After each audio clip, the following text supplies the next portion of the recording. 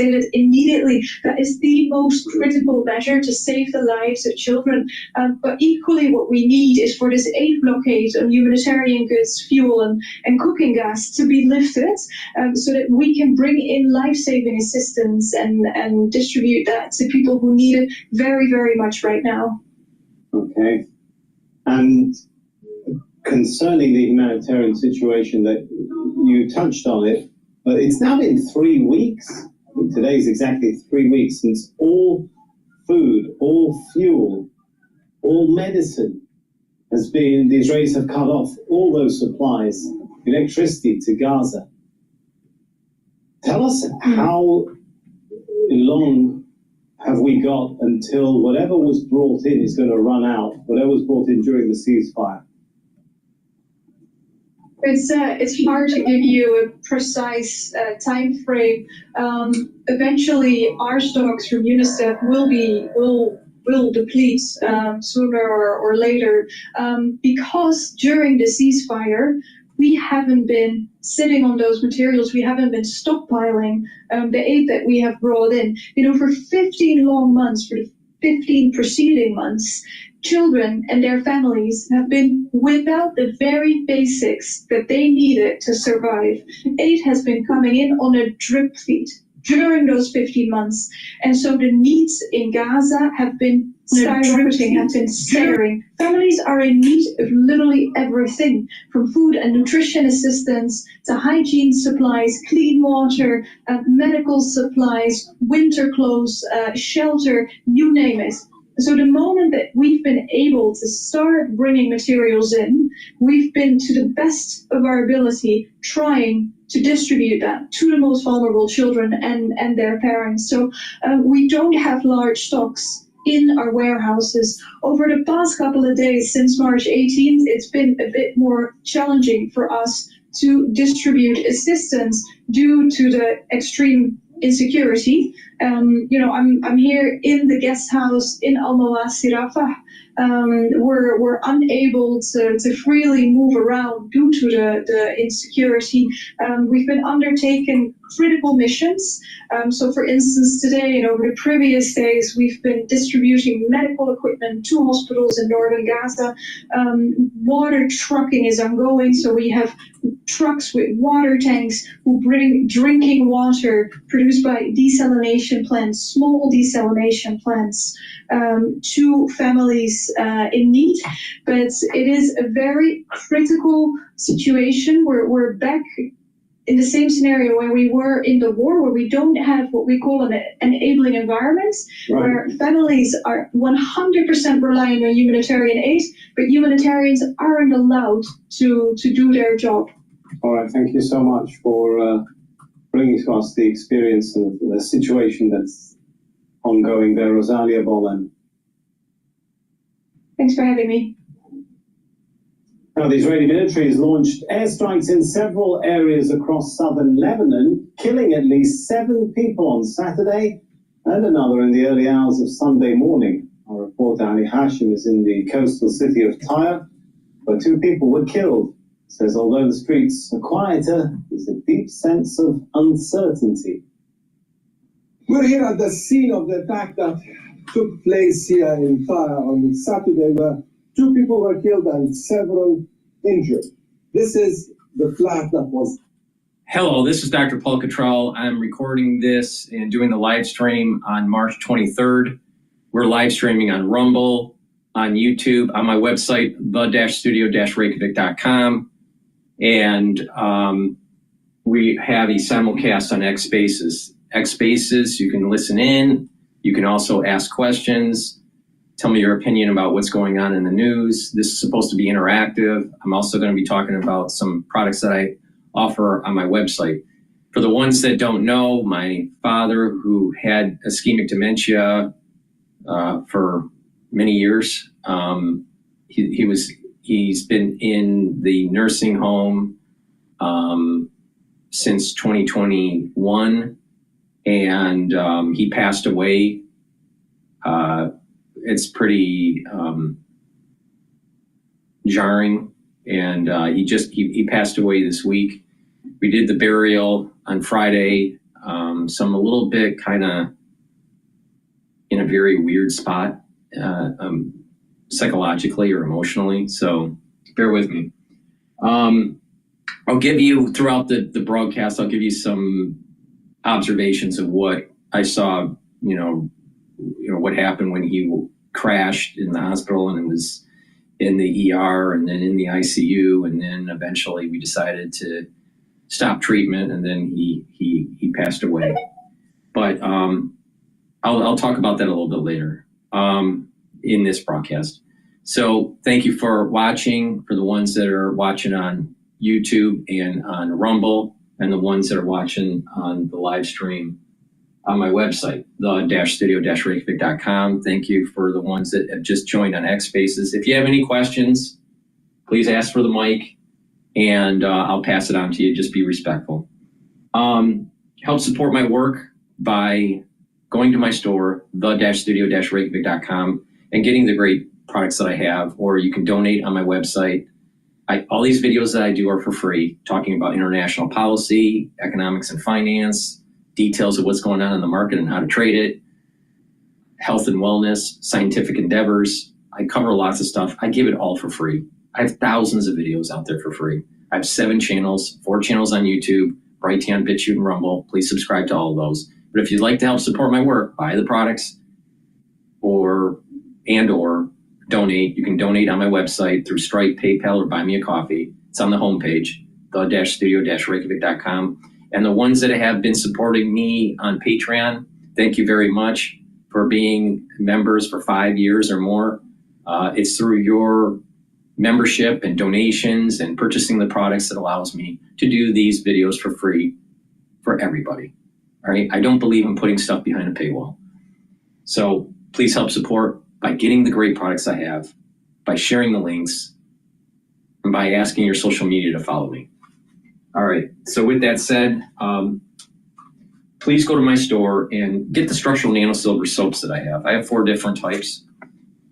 I have it in charcoal tea tree, in lemongrass, and lavender, and peppermint. So get the structural nano silver soaps, get a few bars for your household, use discount 5.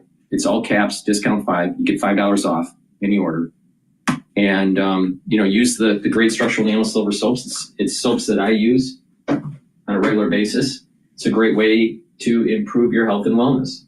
Now, before we go to the news here, I have a protocol, a health protocol that I call the CORE.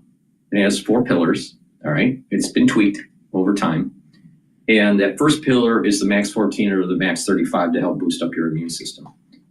So you get the max 14 or the max 35, take a teaspoon a day, every day, swish it in your mouth, gargle, about 20 seconds or so, swallow. It's going to help improve your immune system. The second pillar is C60. That's going to soak up those free radicals and boost up your energy levels and improve your mitochondrial health. The third pillar is to bring down inflammation by taking turmeric, ashwagandha, and lignans to bring down that inflammation and boost up your immune system. And the fourth pillar is to boost up your energy levels and your metabolism, taking Boomer Boost. So CORE is a great way to get healthy and slow down the aging process and to have your body heal and boost up that immune system. So please go to my store and get those products that I mentioned. All right.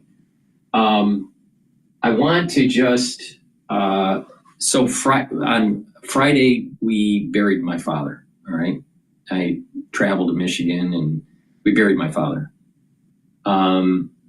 And he died on Thursday at 4:57 a.m.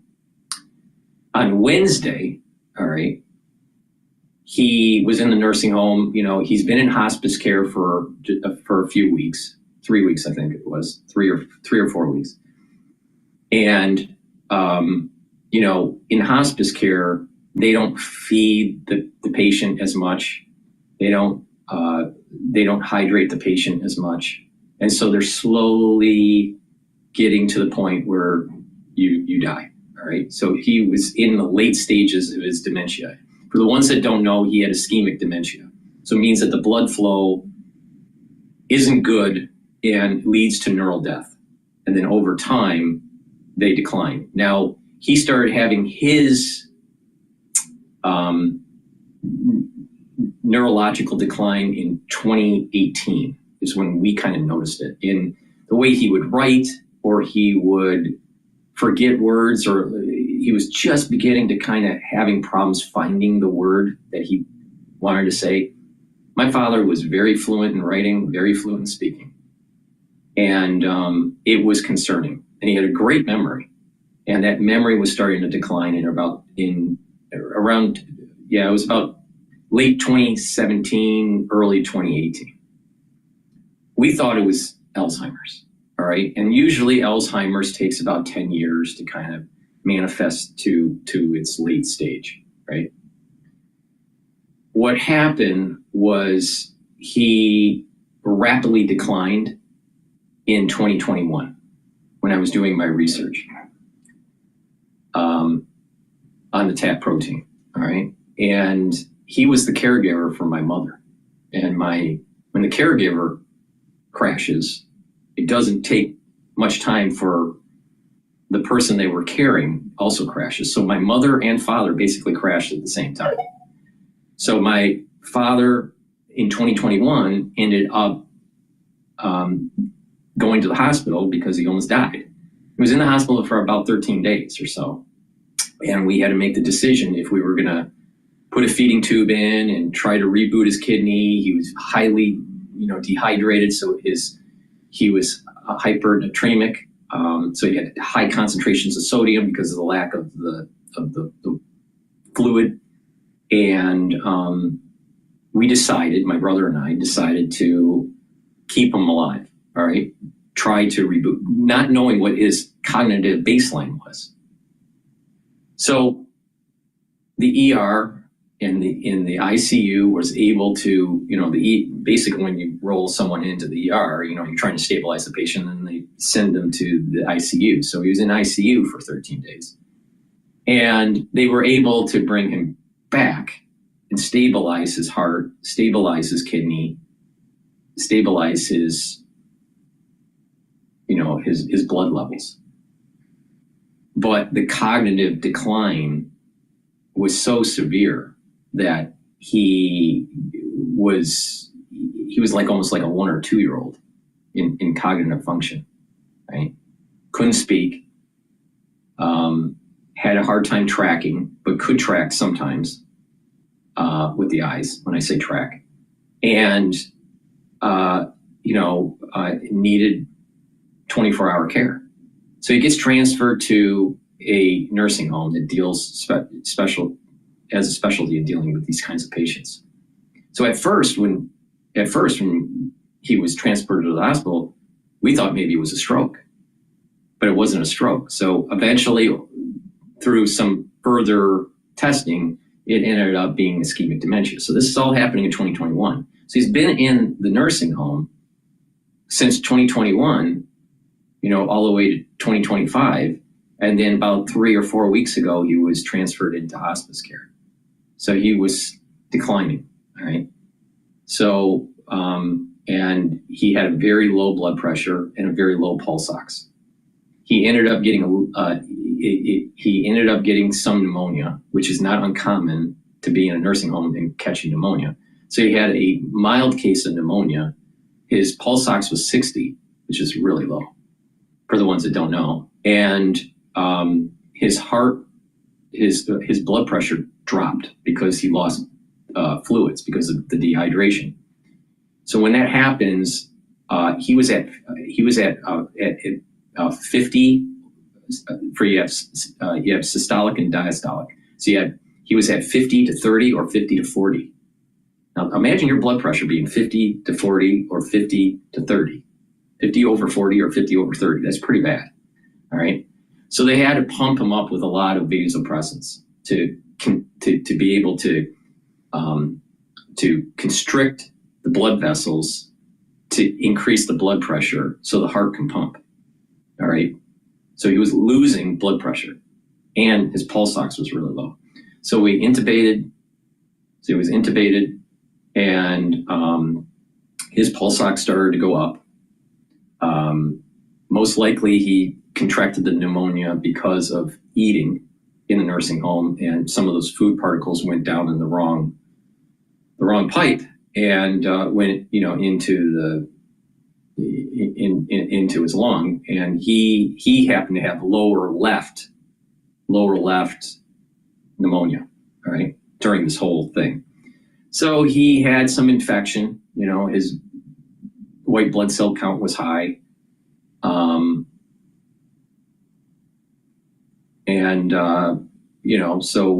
So they stabilize him in the ER. Okay, this is all on Wednesday. I was doing a show when my brother called, so I had to quickly end the show. And I thought at first my brother was in the hospital, but when I called him, when I ended the show and I called him, then I found out that it was Dad that was transferred to the hospital. So they stabilized him. This was all at around, I want to say 3 o'clock-ish. I don't know, it was around 3. So the ER wanted to know if we wanted to continue on with treatment. All right, so we wanted them to stabilize him, and we didn't know if it was because of the late stage of the dementia that caused him to crash, or if it was the pneumonia that caused him to crash. So the ER doctor thought it was the late stage of the dementia. So my brother and I came up with the decision that, okay, we'll stabilize him in the ER and then have him transferred to the ICU and then slowly have him taken off the meds, the vasopressors, and then eventually have him drift away and die. So when they transferred him to the ICU, he stabilized. All right. Well, let me go back one step. When they stabilize him in the ER, then they transfer him, and then it's in the middle of this shift transfer. And usually when there's shift transfers, doctors are so overloaded, they screw up and they just don't pay attention. All right. So my father during that transfer phase starts to crash again. All right. So they restabilize him, and then we have to make a decision on what we're going to do. All right. This is at about, I want to say like 8 p.m. All right. So it looks like he was transferred to the hospital and crashes at around, 2, 3 o'clock p.m. So this transfer to the ICU is at around 8. And so we have another conversation with the doctor, and, they stabilize him, and then they were going to give us a further update. So my brother and I are getting ready for, potentially having to, I had to fly out for the funeral, and, he was making preparations with the nursing home because we thought he was going to die that day on Wednesday. So we're talking to the doctor later to get an update. And this is at around 12 o'clock. So we're at midnight now. All right. So we're into into Thursday, so we're talking to the doctor, and it's like, okay, if we pull the medication, my sister was also on the phone.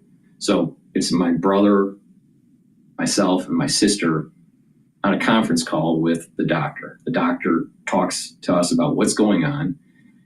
And, obviously I have medical training, and then my sister also has medical training. And so, we're explaining to my brother, who doesn't have medical training, on what's the best course for what's going on. And because of the low blood pressure that was for so long and his late stage of dementia, even though it was exacerbated by this pneumonia that he contracted in his left lower lung, that the perfusion was so long, was so low for so long, the duration was for so long, that he would have had damage to his organ systems, the kidney, the liver, even the digestive tract. Plus he's in his late stage of dementia. All right. So we made the decision going through these decision matrix to should we continue on vasopressors? And what was keeping him alive was vasopressors. He would, obviously he died. So, once you take them off, then you can't control the blood pressure and they die. So there was this big debate, do we continue on the vasopressors, hopefully to stabilize him, only for him to crash in a week or two later. He was very ill, very emaciated, lost a lot of weight. There was no way that my father was going to continue on his suffering. My father suffered, unfortunately, from 2021 to 2025. All right, so we made the decision at around 12, after having this talk with the kids and the doctor, and we're all making a decision on what we're going to do. This happens around 12:15 a.m. All right, on Thursday, so it's it's late at night. So we decide take him off the meds and have him drift away peacefully. So you can give medication to keep them asleep, and then when you slowly pull them off of the vasopressors, their blood pressure starts to go down, and they slowly drift, and literally they die, but they die in their sleep. My father literally, all kidding aside, my father literally snored himself to death. So he died peacefully, but here's the weird part of it. For the ones that know my family history, all right, my father has ancestry that's one of the founding fathers of this country, of the United States. One of my ancestors through my father's line actually was a signatory for New Jersey for the Constitution. He literally represented the state of New Jersey to sign and ratify the Constitution of the United States. So, and not only that, through my father's line, though not the one that did the signatory of the Constitution, him and his father, all right, were fighting with George Washington during the Revolution. They knew George Washington personally. So, so there was the point I'm making is it has nothing to do with the Constitution, even though there's a long history with my father on this, but it is the fortitude. My father had strong fortitude. All right. And so when we're burying my father, it was very cold that day. All right. The service was at about 11 o'clock on Friday, 11 a.m. on Friday. Very cold. And with Jewish burials, you shovel the dirt by hand, all of it. So my body's very sore from shoveling the dirt. All right. My brother and I did the burial manually. All right. And so my body is just really sore from that, but it's a lot of dirt. It's amazing how much dirt is in a grave.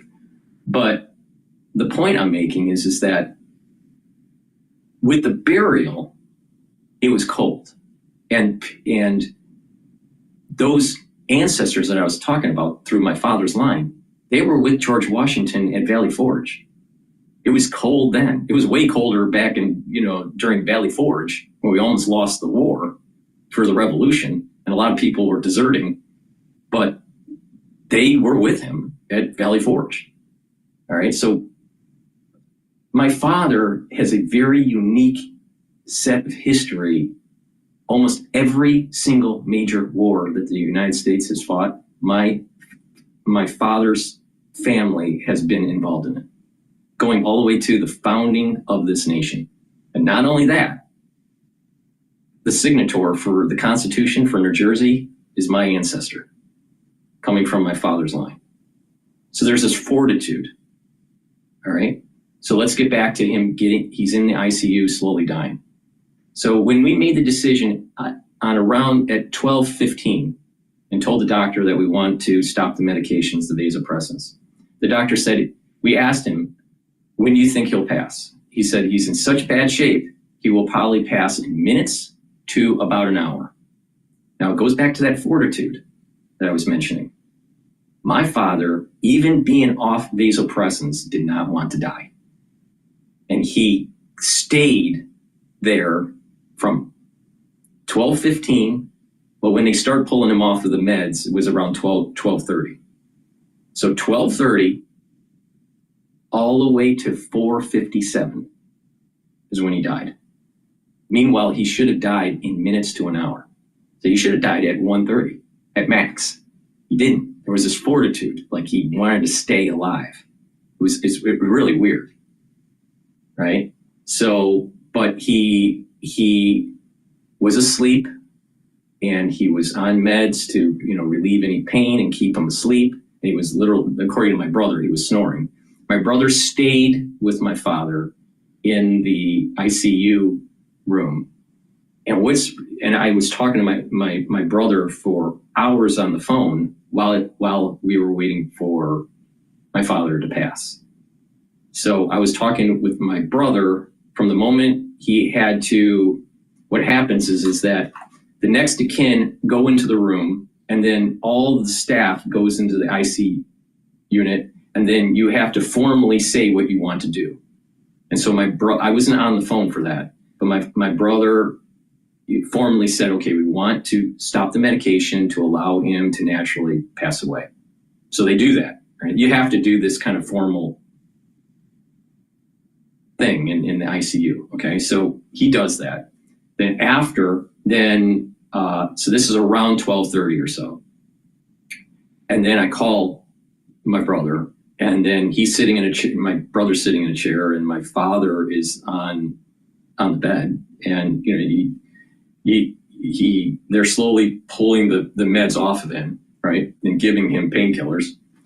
And so what happens is they stop the telemetry, right? They stop the nursing station has the telemetry, the heartbeat, the blood pressure, right? But all those machines in the room are turned off, but the telemetry is still being at the nurse station.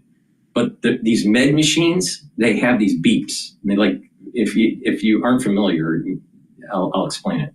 So they have these beeps where it'll be like this. The room is silent, and it'll go beep, beep, beep, beep, beep, beep, beep, beep, beep. And it's doing that for hours as my dad is trying to die. All right. And so but the telemetry, is going to the nursing station, but you don't see it in the room. It's all kind of like turned off. All right. So I'm talking to my brother from like 12:45 or whatever, all the way to about 3:30, and he was still alive, but his blood pressure was pretty low. And when we were getting updates, while I was on the phone with my brother, while we were getting updates from the attending doctor in the ICU, he was saying, I'm surprised that he didn't die yet. And this goes back to that fortitude that I'm saying. And the ones that have been watching me on these shows for the last 5 years, when dealing with the crisis in 2020, you saw a fortitude that you don't see with other people. My soul root has strong fortitude. That comes from my father. You look at all these other celebrity docs on how they try to cover the crisis in 2020. Do they really have the fortitude that I had? Not even close. You know why? Because my ancestors were actually from Valley Forge. So the point here is that when you have offspring, your offspring has a connection to the history that they're from. All right. That doesn't mean all the offspring will, but many offspring will have similar characteristics that were very important for the survival of that genetic code. And I happen to have it. All right. So, okay. So with that said, so around 3:30 comes along, and I'm like, so I'm like exhausted. So I told my brother that, okay, I'm going to get off the phone, and then give me a call when Dad passes. All right. So I wake up in the morning at around 7 and I didn't see any text or any call from my brother, thinking that maybe my father is still alive. Then I text my brother and I asked him what happened, and he said that he passed at 4:57. So he passed while I was asleep. My brother was with my father. So when I got off the phone at 3:30, he died, an hour and a half later. But it was, he held on. What was strange was he held on. Typically, these patients don't hold on that long. They literally go in minutes. And he had a very low blood pressure. And, usually it's minutes or an hour, not hours of trying to hold on. But that's just part of the fortitude that he had in his soul. It goes all the way back to his great whatever, grandfather. But, and then, we had the burial. So he dies at 4:57 a.m. on Thursday.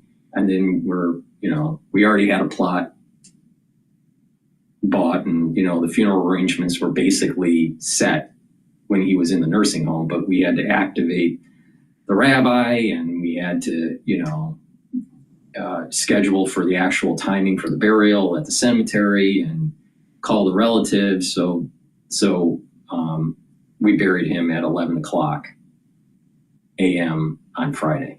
So it's been a very kind of like unsettling, kind of weird kind of feeling I'm in. It's almost like my foundation is gone.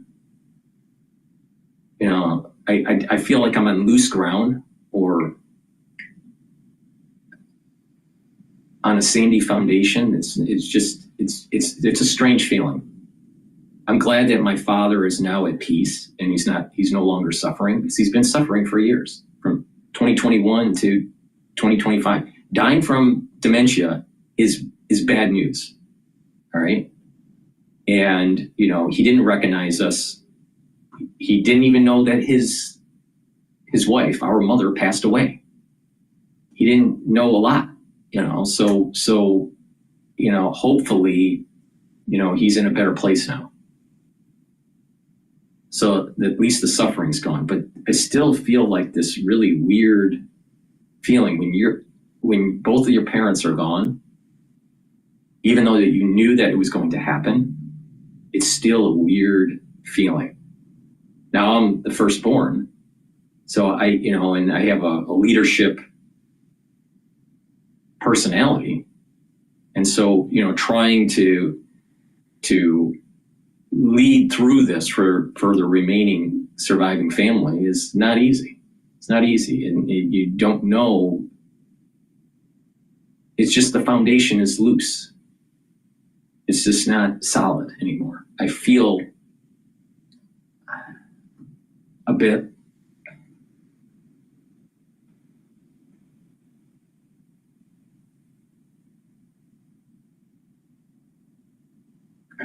lost.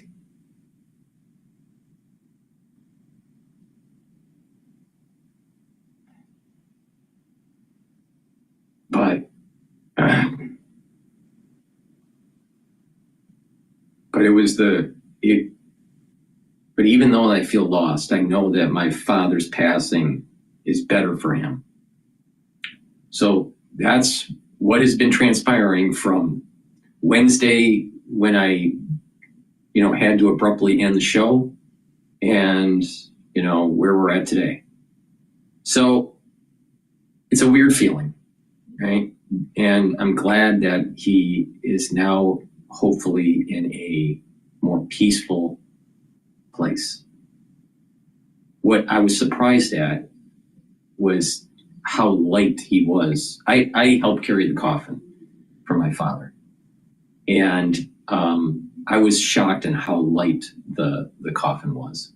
Extremely light. So he lost a lot of weight. And when you see these kind of experiences and it's so fresh in your mind, it's like still emotionally jarring, as you can see. But that's what happened. All right. So I had a lot of well wishes. People text me, people, typed in the comments on X. I greatly appreciate the well wishes and the condolences. But everyone, I think, especially my generation, is going to see a lot of this happening soon because the baby boomers are aging. And, my parents were on the later end of the baby boomers, right? So, I'm really seeing the first wave of this. But everyone is going to be seeing in the next 3-4 years something similar, where they have to put their parent in a nursing home or hospice care, or there's a sudden death, or there's a stroke, or there's a lot of people are going to be going through something similar in the next 3 to 4 or 5 years. The baby boom generation is so big, but also it traverses a certain time frame. So I'm kind of like at the very beginning of this time frame with the baby boomers dealing with parents that are older. He missed his 82nd birthday. I didn't realize he was 81. I thought he was 82, but he missed his 82nd birthday. And in the family, because of the baby boomers, I've seen that since October, the ones that have been listening, I've had an aunt die from colon cancer, metastasized colon cancer. She was 82, missed her 83rd birthday. I had an uncle that passed away in Chicago from pneumonia, and he was in his late 70s. My father, and I potentially have another aunt that as I got older I wasn't as close to, but we were close when we were younger. One of the relatives said that they might have passed away, so I might even have another aunt that I kind of lost contact to that might have passed away, but that hasn't been confirmed yet. But the point here is that a lot of people are going to see the baby boomers dying. So if you have people in your family that are late 70s, early 80s, you're going to be experiencing something similar to what I have gone through. Now, some of them are, maybe a little bit younger, in the early 70s, or maybe late 60s if you're a really young baby boomer. But it's coming. It's coming. So if you're Gen X, try to learn something from what I went through. When you have a parent that's in an emergency situation, do you intubate? Do you not? Do you do the feeding tube? Do you not? And sometimes, and everyone has to go through their own decision process. This is not easy. But sometimes it's just better to let them pass and not use extraordinary heroics to keep them alive. Because a lot of times you're just kicking the can down the road and the inevitable is going to happen. And a lot of times they're suffering during that process. So it's not easy. It's not easy. It's not even easy to do this show. It's kind of like, I don't know, it just doesn't gel. Doesn't feel like something right. I feel lost. Okay. Let me get my composure here. Why not? Get my composure by playing Times Radio about this is war between, it looks like Carney and Trump, while I get my composure, drink some coffee and But I appreciate everyone watching on Rumble, YouTube, and listening on X Spaces. If you would like to get the mic from X Spaces and ask a question, or just give me your comments, please do. This is an interactive show, so let me just go to a video here and start covering the news here. All right. Let's talk about it. Or now, the administration is reportedly looking, for example, at rewriting decades-old agreements about water sharing in the Great Lakes, which we share with them. A lot of people say water is going to be the new war between states, and we happen to have a lot of it in Canada. I agree, and the isolationism that seems so in vogue it is going to come at, over time, enormous cost to America. The world has not changed profoundly since the last episode of US isolationism.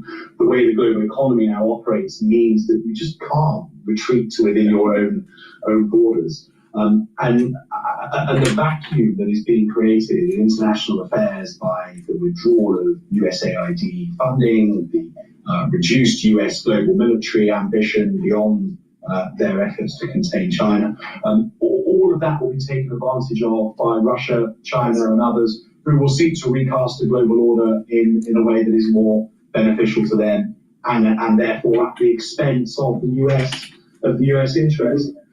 I guess as much as people like me are gravely concerned around what US isolationism does for a new world order, it's worth qualifying to you as a Canadian that isolationism is not entirely isolated within the borders of the United States, and that the United States' near neighbors, particularly Mexico and Canada, are enjoying a very different relationship with Washington at the moment. What is Mark Carney, newly appointed, I think full of confidence and seeing an uptick in his popularity as a consequence of the way that he's approached this. What are US-Canada relations, and how sour can this all turn? Yeah, great question. Well, if I could start very quickly with a zooming out kind of answer to that, I think where things are heading right now is we seem to be, speaking of a very transactional Mr. Trump, to a kind of state of the world where things are going to be divided hemispherically. Mr. Trump focusing on North America mostly, giving free rein, and it seems we're headed that way, to Mr. Putin to have sway over this part of the world, and then Xi Jinping in China. I hope to go to Taiwan soon and take a kind of a reading there of how folks feel, but I bet they feel very anxious like people in Ukraine do, because there's growing doubts as to whether Mr. Trump will honor U.S. commitments to defend Taiwan should Xi Jinping make his move. But as for Canada, look, before relocating here, I was based on Vancouver Island. I lived in a border town where we had a U.S. Customs and Immigration post. We had twice-a-day ferries to the United States. And when COVID-19 came, it just severed that direct human contact we had with our American friends. We relied so much on Americans coming and staying with us and spending and so on. Very, very intertwined. I woke up every morning seeing in the distance Mount Washington, and a reminder of how close we are. And, for the most part, in big kind of tragedies like COVID-19 pandemic, Canada worked in lockstep with the United States because we knew we were so interconnected. Man-made borders, as you well know, don't stop, viruses and things like that. But who would have thought that we'd be at the day where many, many Canadians are looking at the United States as a predator, as almost an enemy, when you have more than once Mr. Trump calling. I know this show is kind of like not the normal show, but during the eulogy at the grave, the rabbi spoke some words. My sister spoke, my brother spoke, and then before we laid the casket down and put the dirt into the grave, I spoke. traditionally I am the last one that speaks, and then the casket is lowered. And there was one comment that I made, and it's related to what this guy's talking about with Canada. Now, my father, he served in the Army, all right? And that was during the Vietnam era. And a lot of people were dodging their draft, all right? And he didn't. He enlisted, and he happened to be stationed in Germany, not in Vietnam, but he served his country honorably. But there were many people in the United States that dodged the draft for Vietnam during the Vietnam era, and they went to Canada. And I actually literally said that at the funeral. All right, my niece, who's 12 years old. This was the first time that she saw a funeral. All right. And I was trying to comfort her a little bit and explain to her about the history of her grandfather. And I made that statement that there were people during the Vietnam era that dodged their draft and didn't serve their country honorably and went to Canada to flee. Now, if you remember, I believe it was under the Reagan administration, there was an amnesty for individuals that went to Canada that fled the United States. There was amnesty. I believe it was under the Reagan administration. But the point here is that there were many people that fled to Canada. So there is a population within Canada that still used to have Americans that fled the United States because they didn't want to serve their country. Even though they are against the war, you can be against the war, but you can still serve your country. I mean, if there is a draft, you should be serving, period.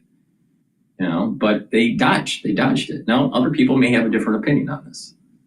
But, serving your country honorably and not dodging your responsibilities is part of these pillars that I talk about in society, about God, country, and family. When you take shortcuts with God, all right, and you don't have an affinity towards some sort of ethics within religion, all right, you got a problem in society. If you cut corners and don't have an affinity for your country, then the society starts to devolve. And the same thing with family.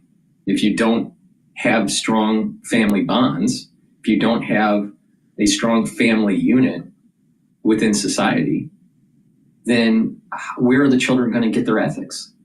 And then you have a lawlessness.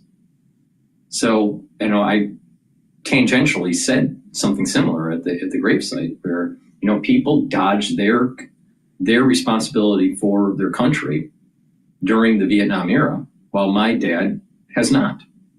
Nor did my great grandfather that was in the Civil War. He didn't dodge his responsibility to fight the Confederates. Because he was he was with General Grant in the Union. And then, go even farther back, and it goes all the way back to George Washington and, the commanders at Valley Forge.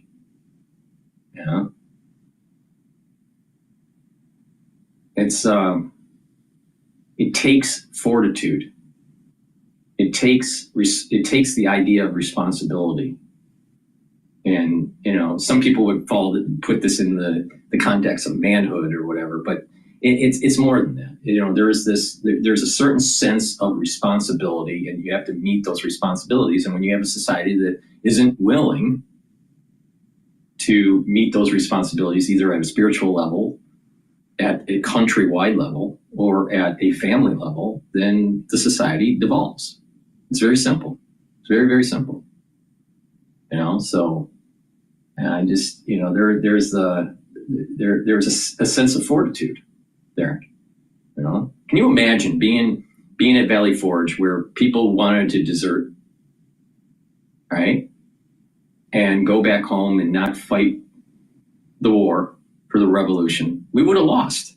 Our country would still be part of, the UK, right? we'd have been like Canada, right?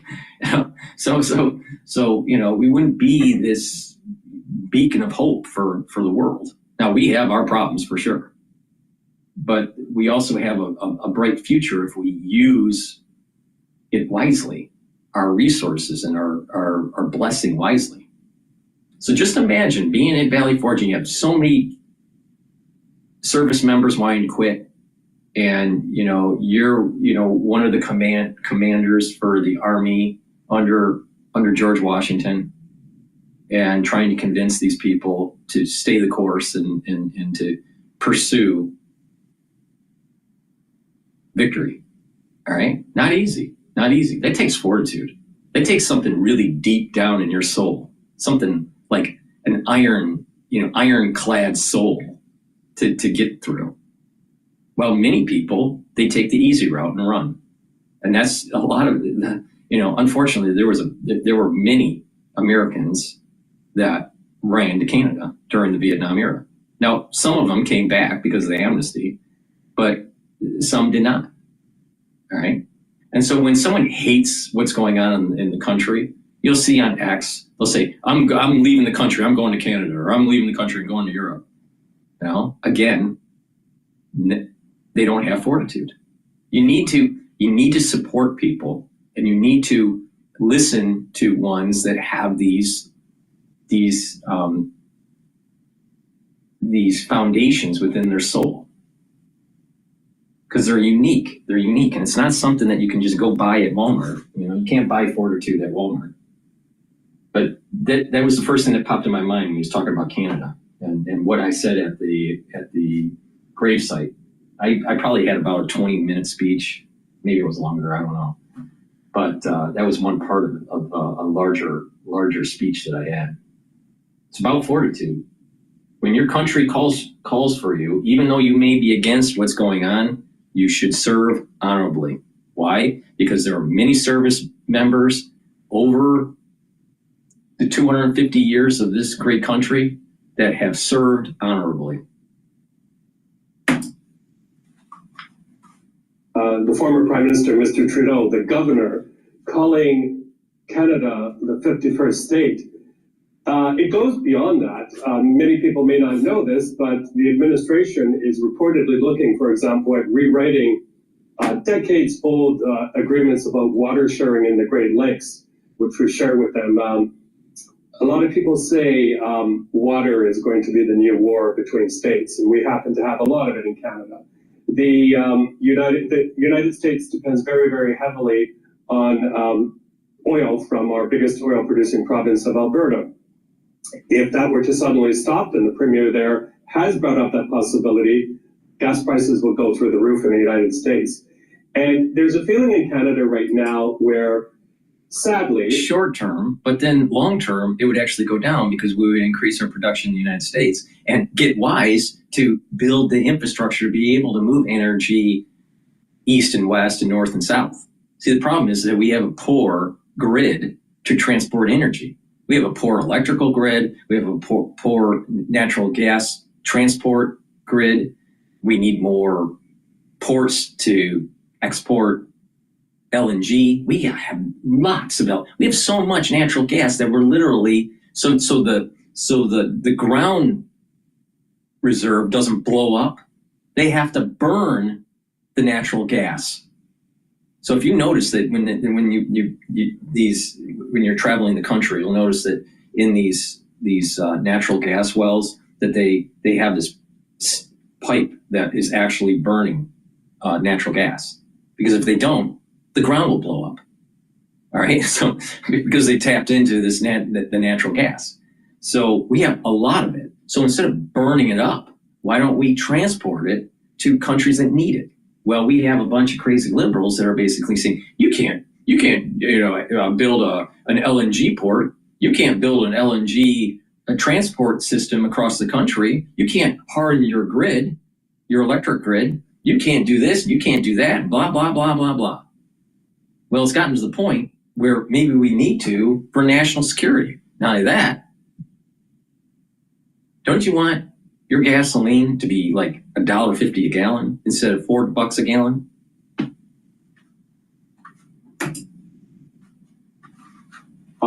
And we all have very, very strong ties, especially human ties with the United States, that the only way the Trump administration is going to get the message is by inflicting pain on them. Already, many premiers have taken matters into their own hands and done everything from clear the liquor shelves of U.S.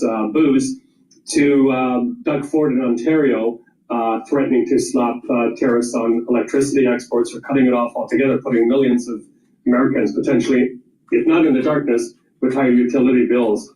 But already this is having an effect on Americans, and I think we're going to be headed to a point in the not too distant future where Mr. Trump and his MAGA team is going to face a very big backlash. For Mr. Carney, we should remind people he was sworn in as prime minister. He's not elected. He's kind of an interim prime minister, expected to call an election this weekend, which will take place in April. But yeah, Mr. Trump's digs at Canada and at the former prime minister have given the ruling Liberal Party, of which Mr. Carney is part of, a huge lift. They were very, very much down in the polls. We're now saying that a lot of that had to do with Mr. Trudeau, not necessarily with the party. But it now looks like they could squeak through with at least a minority government.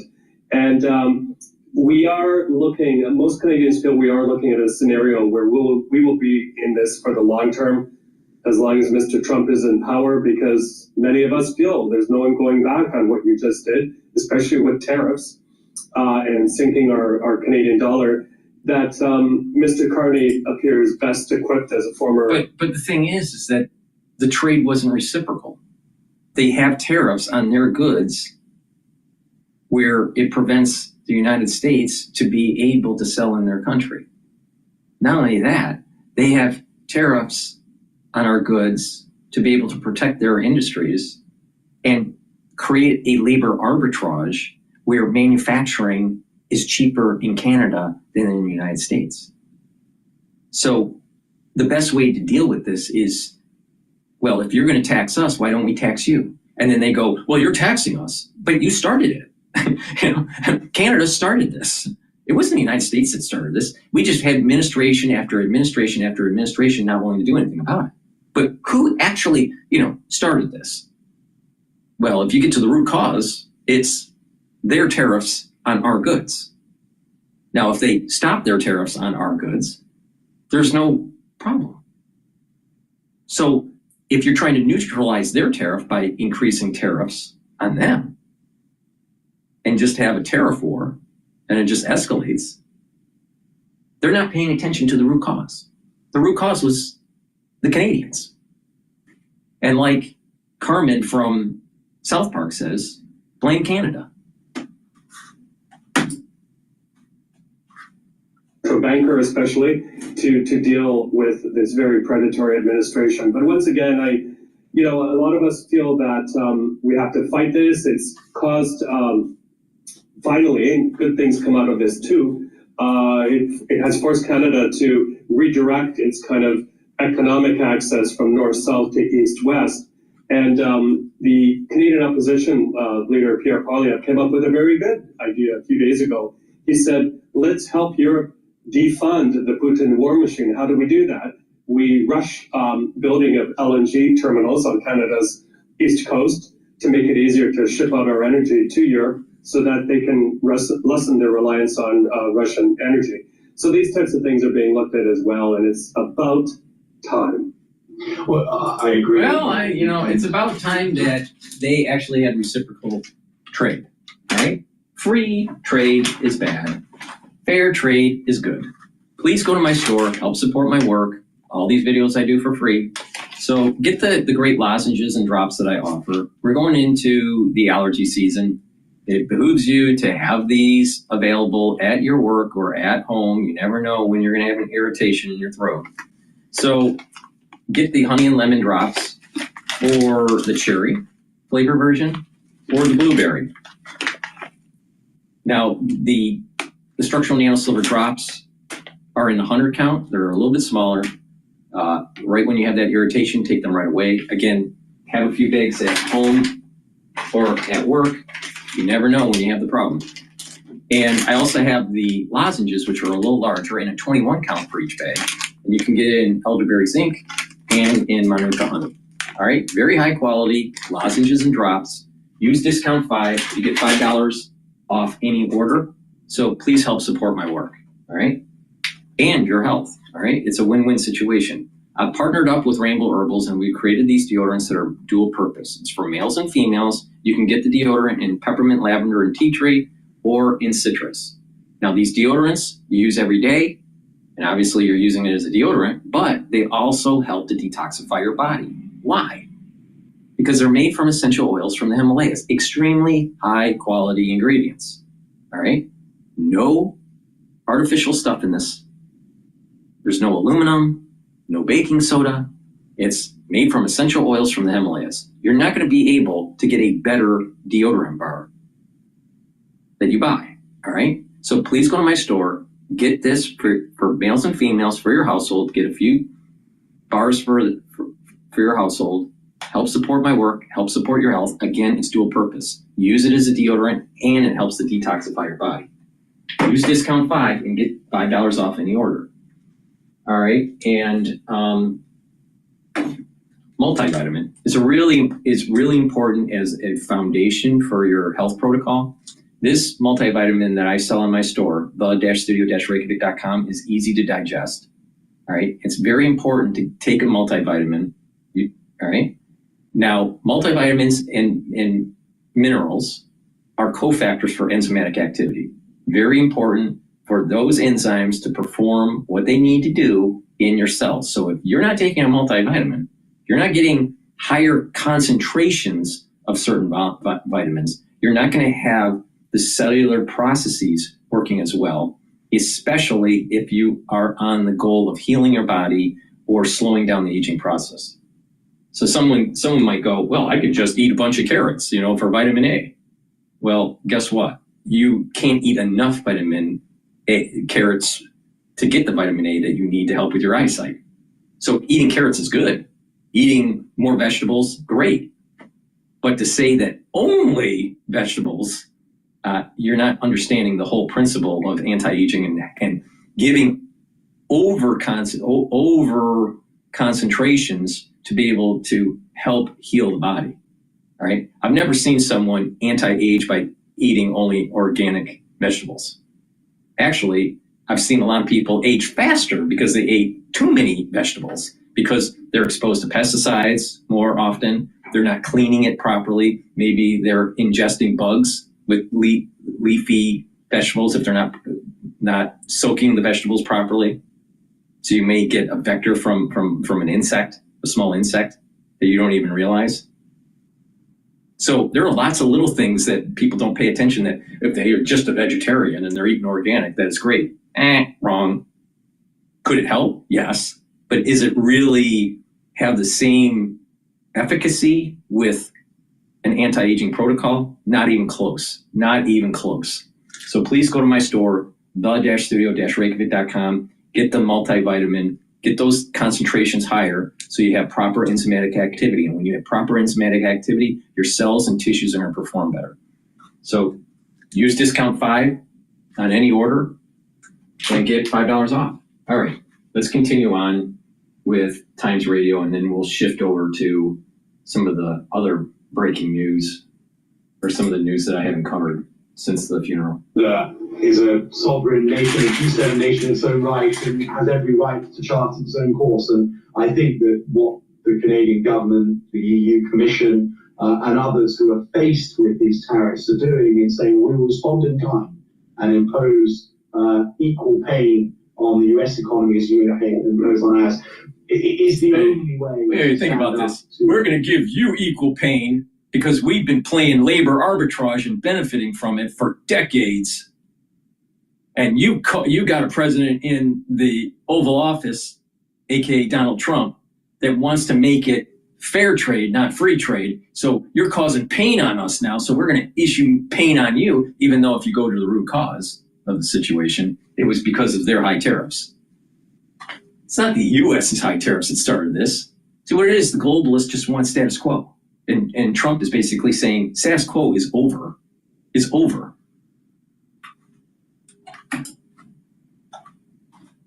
to Trump's approach. I suppose my sort of macro concern is you can envisage, it was mooted the other week that Putin should be readmitted to the G7 and it becomes it again.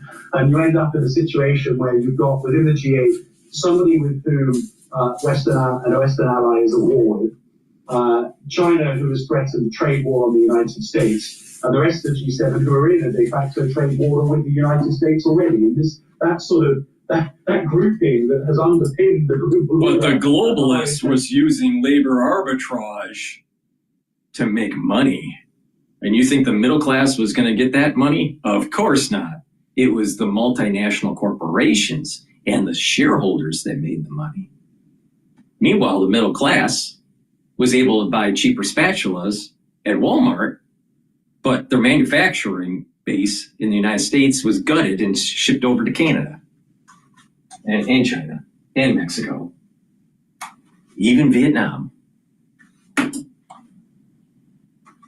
For so long, ends up being really fractious and divided and not therefore in any position to solve the world's problems unless they're all able to meet at these at these summits and deal with issues like climate change or the evolution of AI, whilst pretending that they're not all scrapping with each other over. So that feels fanciful to me. It all feels very dangerous, very combustible. Yeah. And of course, the person who succeeds Putin, because his narrative all along has been that there should be a return to a global order in which might is right, and everybody just looks after their naked national interests. Right, like tantrum diplomacy.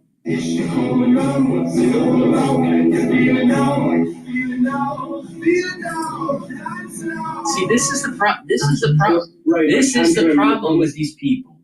All right, if you really just listen to what he just said, even though they threw a commercial right after that, let's just repeat just slightly what he said.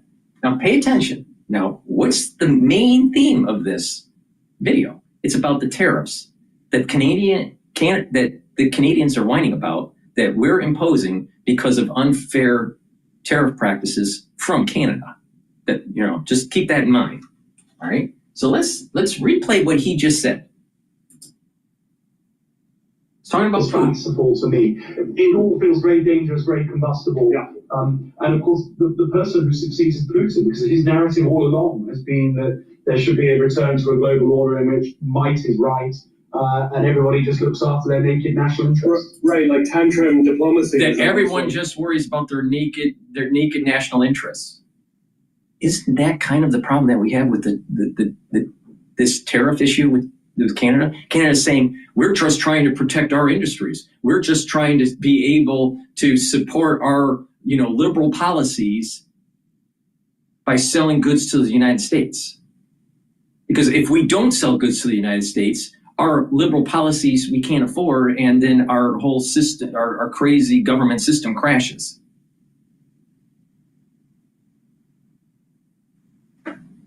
But where's you see the problem here? They're whining about Putin and focused on, national interests and that how bad that is. While they're using the same logic for their tariff policy against the United States. This is the problem with these liberals. This is the problem with these globalists. If you really dive into the mechanisms and where the genesis of all this is, you get to the root cause. And that root cause is that people are taking advantage of other people. Another case in point, look at illegal immigration, illegal aliens coming to the United States. You have economists coming from Ivy League schools that are professors from Ivy League schools saying it's going to help the GDP if we have these illegal aliens in our country because they're doing jobs at a lower cost or doing jobs that people don't want. Meanwhile, you have a big part of a section of the society that are in high school or in college that can't find jobs to help them pay for their education. So the economists that are coming from these Ivy League schools are basically saying it's okay to have a modern day version of slavery and just use the illegal alien as the modern day slave.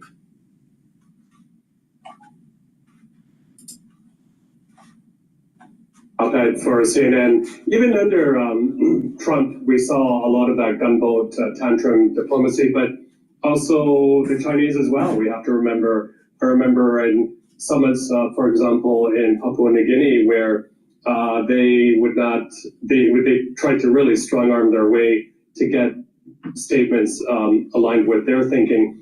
I think a lot of these summits have become almost anachronisms because the only way it seems to me that they can get any sort of statement together through the work of their Sherpas is to water things down where they have very little meaning.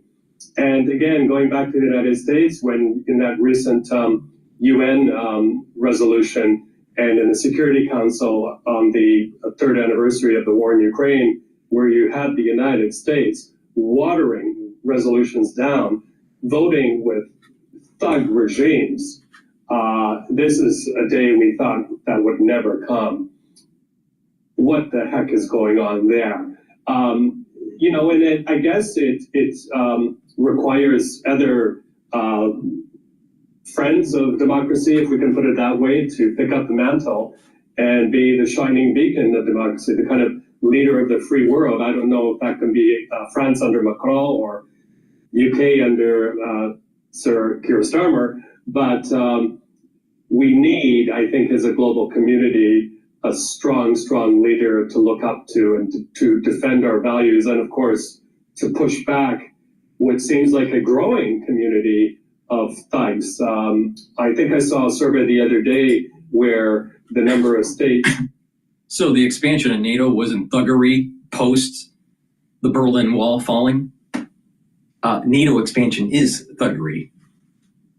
Get real. That are categorized as autocratic have overtaken the number that are seen as non-autocratic. I mean, what a world we live in at the moment, and it almost seems as if Mr. Trump is enabling this process. This is a man, for example, his subservience to Mr. Putin has no floor. He looks up at strong dictators. And if I may, James, I think we've seen that a little bit in these televised Oval Office meetings. It's kind of governing by press conference. I was watching carefully when King Abdullah of Jordan was sitting there taking it from Mr. Trump. Mr. Trump saying, yeah, these millions of Gazans can go to Jordan or Egypt. We can turn the Gaza Strip into Riviera. Those are all red lines for the King of Jordan. He has said very, very clearly, no way to massive displacement of Palestinians. And he just said enough to get by without provoking Mr. Trump, because he well knew that this would go over like a lead balloon, not only in his own country, but the Arab world. We also saw how your prime minister handled Mr. Trump by buttering him up. I know I've said this a number of times, people are probably getting bored of this, but I said he buttered him up so much that Mr. Trump's cholesterol level probably went through the roof. But that was brilliant, coming with the invitation from the king. But I think that was diluted a bit by then Mr. Zelensky seeing the king. Mr. Carney has already had an audience with him. Let's see what happens. We have to, of course, hope for the best. But sadly, sitting here in a place like Moldova, everyone feels they also have to prepare for the worst. Michael, that's a great point to leave our conversation, albeit a sobering one. Thank you so much for joining me on Superpowers. I don't know. These pseudo-intellectuals, I'll tell you, they're going to run the whole world into the ground if we pay attention to them. Please go to my store, the-studio-reykjavik.com. Get this stack to boost up your immune system. These are supplements that I take every day. So take the magnesium and zinc to boost up your immune system. This is great to take every day, but if you're not feeling well, take a double dose. Take one dose in the morning, take one dose in the evening. Once you feel better, because of seasonal issues or whatever, then go back to your maintenance dose. Drink it with filtered water because it's water soluble. Also take vitamin C and magnesium. Very important for your immune system and for your skin. So if you're not feeling well, again, take a double dose, drink it with filtered water. You can stack this. This is a great stack. All right. Vitamin C, magnesium, and zinc. All right. Boost up that immune system. We know why to boost up our immune system, right? it helps to slow down the aging process, but it also mitigates the aftershock from what we went through. All right? Now, taking a good probiotic is really important. I have 2 types. I take the powdered version because I take a lot of different powders, like the collagen, the lignans, and the Boomer Boost, and the Gladiator Barley, right? So it's just easier for me to mix this with my lunch that I haven't had yet. And maybe you'll even see me maybe you'll see me eat my lunch during the broadcast, like usual. But, okay, so with the probiotic, all right, this powder, you mix it with soft foods like hummus, yogurt, even applesauce, all right? Sometimes people just prefer to take it with filtered water or put it in like a smoothie or whatever. That's up to you, all right? But take a probiotic, really important to take every day. You can get it in a powdered form or in a veggie cap form, all right? So take either one, very high quality, and by taking the probiotic, what's gonna happen is your gut biome is gonna perform better, right? You're gonna get the right population of microbes in your gut. And what will happen is that you're gonna absorb your energy better. You're gonna have better energy absorption from your food. Your communication between your gut and your liver is gonna improve. Remember, your liver is a major detox organ, but it doesn't just detox your body. It helps with gluconeogenesis, and it helps with bile production, proteins, producing certain proteins that are very important. So liver is critical for your health, all right? And also your gut biome to your brain.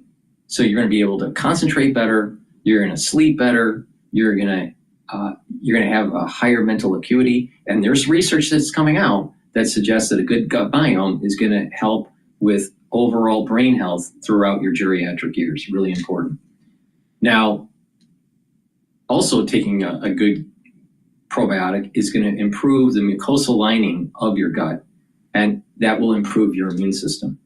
With a thicker, healthy mucosal lining, you're protecting that inner lining of your gut, reducing the chances of mutations in the crypt, and also having a higher concentration of IgAs, which is a type of antibody that's in your gut. All right? If you have a low concentration of IgAs because of poor gut health, guess what? You start having problems, and your immune system isn't as robust. So please go to my store, the-studio-reykjavik.com, get the probiotics, all right? Take them every day. Stacks really well with the multivitamin. That's a good foundation, multivitamin and probiotic, and then building off of it. All right? All right, with that said, let's go to another video that I want to cover in the news. Because I've been gone for a little bit. Let's take a look at top producer of primary aluminum unveils how Trump tariffs will benefit U.S. So let's see. This is Fox News. We've got passion, we've got determination. Like, and if we set our sights on something, you better believe it's happening. We always felt like our content was.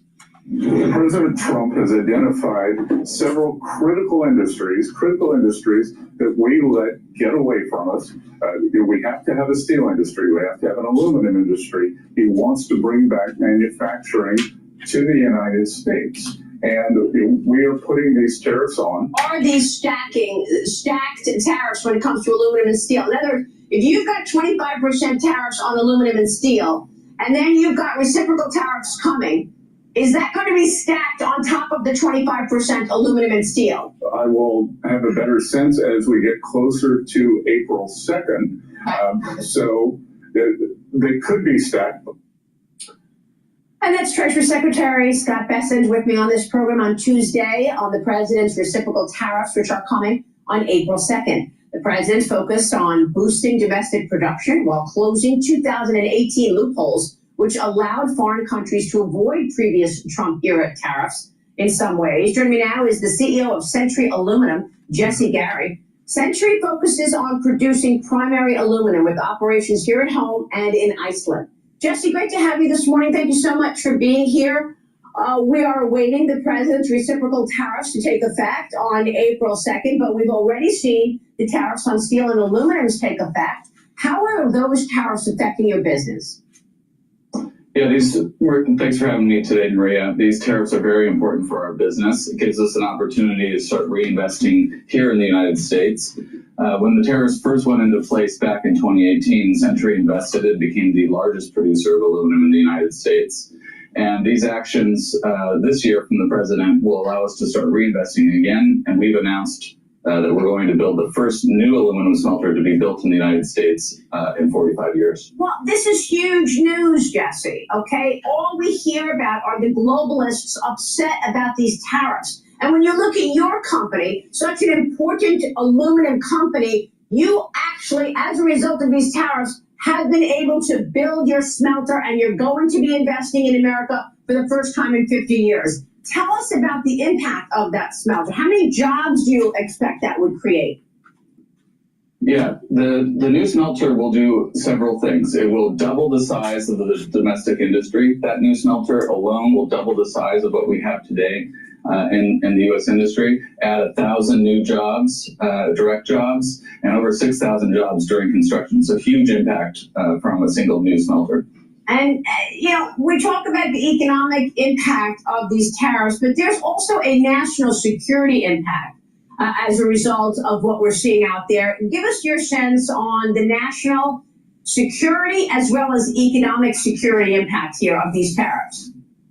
Well, I think you had Secretary Vicente on in the lead up here, and you heard him speak about the importance of the steel industry, the importance of the aluminum industry. And it's true, you can't build a fighter jet without aluminum. You can't build an automobile without aluminum. You can't transmit electricity on our grid without aluminum. It's truly fundamental to everyday American life.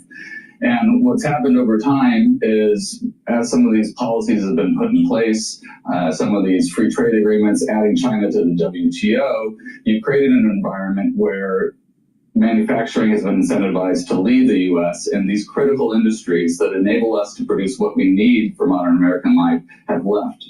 And what the new tariffs will allow is for us to start reinvesting, bringing these industries back to the U.S., and also importantly, bringing these jobs back to the U.S., creating these jobs that create a middle-class lifestyle here in the U.S. See, this is really important, and this is why I constantly mention the national security issues around this, because I believe President Trump is looking at most issues in front of him through a national security lens. Mm-hmm. And he is not going to allow America to be vulnerable to China when it comes to prescription drugs, or to Taiwan when it comes to advanced semiconductor chips, or to any other country when it comes to aluminum. And you just told us that you're building America's first new aluminum smelter in 50 years. The state-of-the-art equipment will generate jobs. It will help bring investment into American manufacturing. But Jesse, tell me what happened when other countries were dumping cheap aluminum and steel into America, what that did to your business. Absolutely. And you mentioned China, Maria, and for sure they've been the largest perpetrator of this sort of dumping. But what also happens is when other countries are exempted from the tariff regime, you get two things. One, China will reroute their aluminum through those countries, maybe transform it into those countries and then send it into the U.S. Or you actually incentivize new aluminum production to be built in those exempted countries. So what happened back following 2018 was, as other countries were exempted from the tariff program, you actually started to see aluminum production increase in those exempted countries rather than here at home. So what's really important about this time around is the administration and the president has been quite clear. There'll be no exemptions and no exceptions to the program. What do you think this is going to mean? What do you think this is going to mean for pricing of aluminum, Jesse? What are you expecting in terms of prices? We don't expect that it will have a material impact on pricing at all. In fact, if you go back to 2018 and look at what happened, we didn't see any inflationary impact from the steel and aluminum tariffs. There have been a number of econometric studies that have been done following those tariffs, and they showed no impact. In fact, what you saw instead was investment here at home, new jobs here at home, and increase in production here at home. And that's, I think, exactly what the administration wants, and it's also exactly what Century stands ready to provide. So why do you think there's such hysteria over a not only do we need aluminum and steel manufacturing in the United States, we need to have more shipbuilding in the United States. You need ships to transfer goods across the world, right? Why aren't we, the United States, the biggest manufacturing of ships in the world? Why? Lots of jobs, but instead that's been, that capability has been shipped overseas. Trump's tariffs then. Well, I think this has just been a talking point that we've seen time and time again. I think people have forgotten about the importance of American manufacturing. But I can tell you that when you look at the towns, if you take a trip down the Ohio River, for example, and look at some of those towns that have been hollowed out by these policies over the past 25 years, those people are very much in favor of these tariffs. Those people are very much in favor of bringing back American jobs.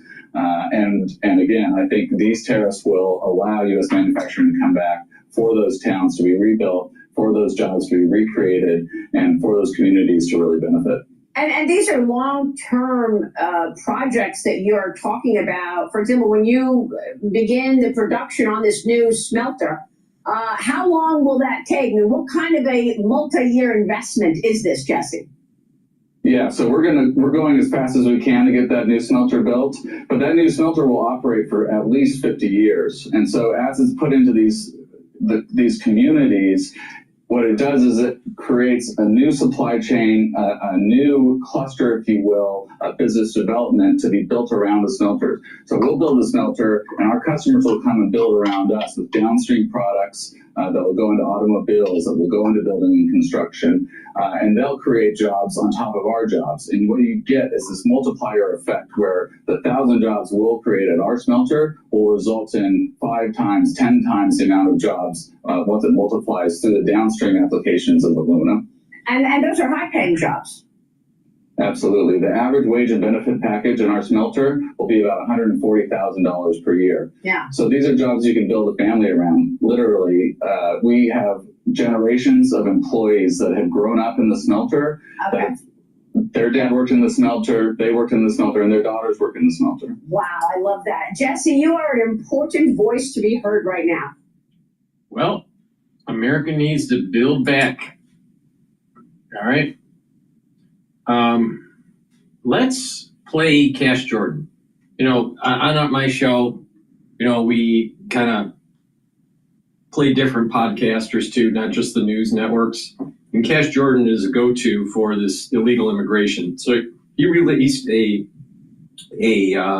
video about 3 hours ago. So let's take a look at that. It's all right. The reasons behind hate, stupid.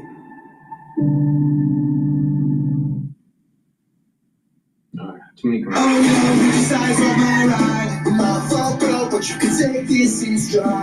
too many commercials. And this commercial, it has the soundtrack of almost like a Blink-182. All right, here we go. Down on illegal immigration by land, but also by sea. Cutters, aircraft, and specialized forces are being deployed to key areas, including Florida's coast, Hawaii, Alaska. So as America locks down its southern border, those wishing to enter the country illegally need another option. And with almost 95,000 miles of shoreline, the U.S. maritime border looks like the best option for gangs and smugglers bringing people here against the law. But there's a problem, because while the greatest military in the world is locking down our land borders, the same thing's happening out at sea. And those attempting to come over that way now get caught and deported almost immediately after they set sail. In the air and on the water, we spent the day with the Coast Guard as they patrolled the U.S.-Mexico border area of operation fast. Right there, you can get the border wall between the U.S. and Mexico. The most dangerous way to cross from Mexico to the U.S. is over the ocean. What you're seeing here is video. This is the Coast Guard apprehending a vessel. This is part of the Trump administration's crackdown on illegal immigrants. That's when we came across a spotter. So he pretty much called it, let us know, like, you got 2 boats coming up the way, so they know, like, when you're crossing on. Almost all these pursuits and interdictions and encounters they take place pitch black offshore. They're blending in with all this traffic that you see out here. Boats in disguise and increased maritime traffic overall make it difficult for authorities to know which vessels to stop. What's going on now? They're chasing that boat, which is non-responsive. They're going to try to get in front of it. It's basically a dogfight on the water.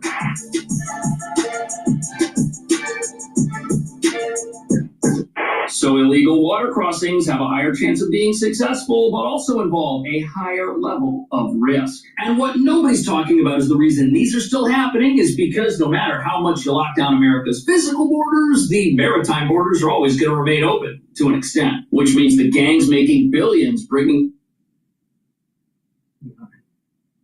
Wait a minute, wait.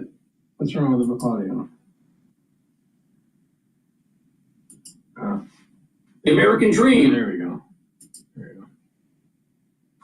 Oftentimes working in an exploitive situation to pay back smuggling fees, which are now in the tens of thousands of dollars. But with the U.S. coastline now being relentlessly monitored both by sea and by air, those who wish to come across that way, well, the fees for that might get even higher. However, the country's coastline is so vast, and there's no way our military can cover entire swaths of the Pacific and Atlantic Oceans at once. And just as our maritime border enforcement includes gathering intelligence and spying on these trafficking gangs before they leave port in their home countries, these smugglers are doing the exact same thing, watching our ships and patrol aircraft to find whatever holes they can in our ever-growing web that's designed to stop them. And that brings us to the real reason why this naval battle over America's coastline may go on for quite a while. People still want to come to America, and this might be their last chance to do it illegally. Plus, these gangs are perfectly happy using this opportunity to flood our country with devastating illegal products that also make them money, while wreaking havoc on our progressive inner cities, which have decriminalized the usage of such things in public. But many of these cities also have sanctuary laws that hide unlawful residents from the federal government, allowing them to live as part of a growing criminal underworld if they're willing to risk their lives to come here like this.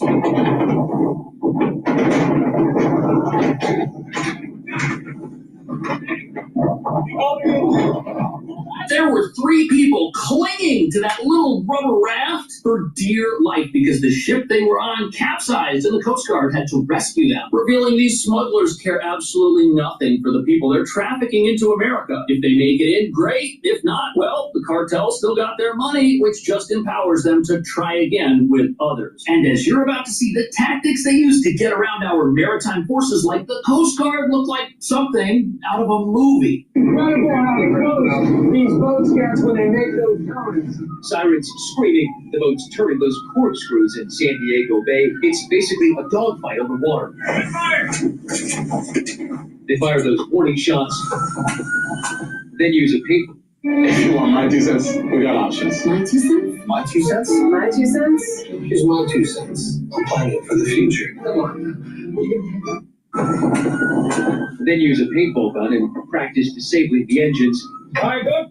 That's absolutely insane. It's like a race where this boat is trying to outrun the Coast Guard and make it to a place where it can drop people off before they get stopped. And they're using this paintball gun right here to practice targeting the engine of this boat to shoot it and disable it so the thing can't move and it's just dead in the water. And although this might seem like overkill, the operators of these boats are dangerous gang members. They can be armed and they care absolutely nothing for anybody who's on board with them. And they put those people in great danger to try and enter the country without permission. Now, overall, across the U.S. border with Mexico in 2024, encounters with migrants was way down. Not so much in this sector, but as the rest of that border continues to be sealed up, there is concern in the Coast Guard that it could cause a so-called balloon effect, pushing more migrants to try the incredibly perilous journey to the U.S. by sea. That's exactly what's happening. You've got 12,000 troops at the U.S. border right now. And all of those troops, they're an obstacle that's basically impassable. Crossings there are down 95% since Trump took office. You'll never get across the U.S. border now. We've got helicopters. They're using night vision. They're catching everyone and anything that tries to come through. And when they catch people, those folks get turned around and sent back to their home countries, sometimes within hours. This is literally a night and day difference between how things were just a couple of months ago. It's astounding. Here you can see an image of the border wall with bus buses full of people who are being deported and sent back. But this type of lockdown isn't possible out at sea where you can't wall off the ocean. There's still a lot of water. Right there, you see the beginning of the border wall between the U.S. and Mexico.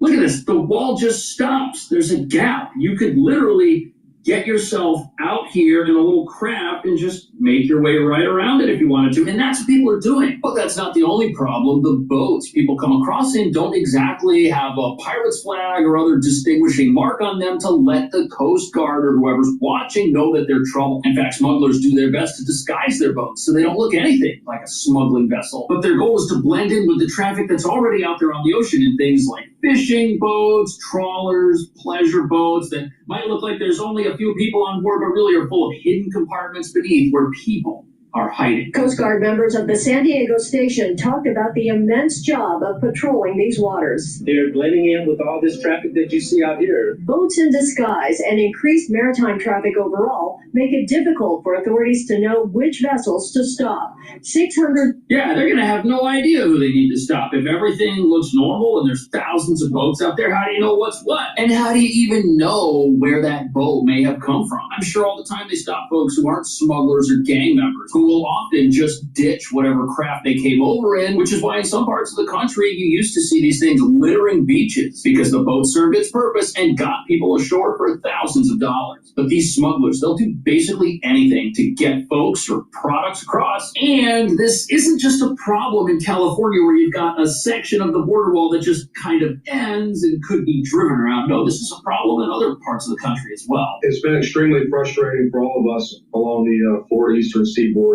These migrant landings specifically, the word was out that if they made it to shore, then they got to stay. They would pull up on our beaches in broad daylight.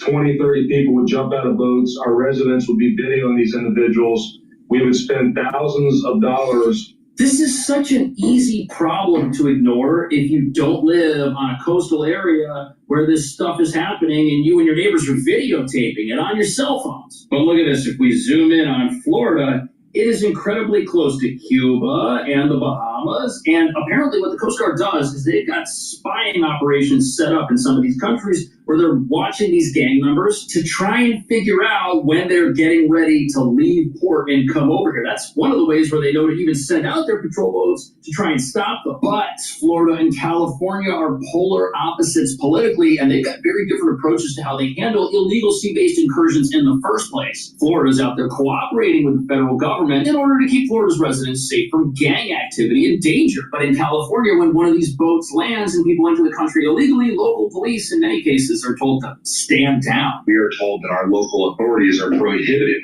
from working with federal authorities to try to stop people like this. Another incident caught on camera in the spring in Newport Harbor. More than 20 suspected migrants seen scattering. Sources tell us this is the boat the migrants were using. You can see it's an old fishing boat. There's some wear and tear. And if you look inside, there's a stack of life vests. If you're a resident that lives near this and you've got to watch this taking place, it's got to be terrifying because these smugglers, these guys are dangerous. They've got weapons and you don't know who anybody is. But the real problem here is that by the local jurisdiction refusing to cooperate with the mission of Border Patrol and help federal law enforcement, you've got a permanent hole in the wall, so to speak, along the coast where people know that they can get in and get assistance. And with people paying thousands of dollars to be smuggled into the country, it's hard to blame these traffickers from trying to enter America, especially when they can land in a place where that sanctuary state hopes they're successful. However, it's not as easy to enter America by sea or by land as it used to be because now the U.S. has eyes everywhere. And for that reason, smugglers who can get people through, they've got to do it with smaller amounts of people, which means those people pay a lot more for the privilege of illegally entering our country. We drove overnight to a safe house. Before we continue with Cash Jordan, please go to my store, the-studio-reykjavik.com. The link is in the description of this video and all my videos. Get the Structural Nano Silver toothpaste.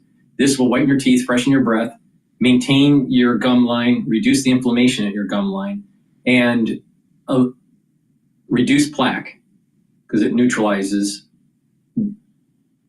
plaque formation.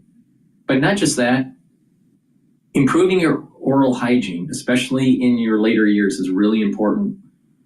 because poor oral hygiene can lead to problems with your vascular system and your valvular system.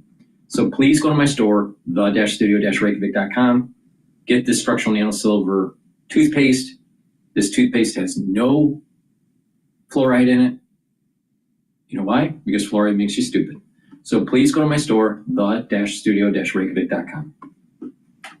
Get the best toothpaste that you can get. Get a few tubes of the toothpaste for your household and help support my work and help support your health.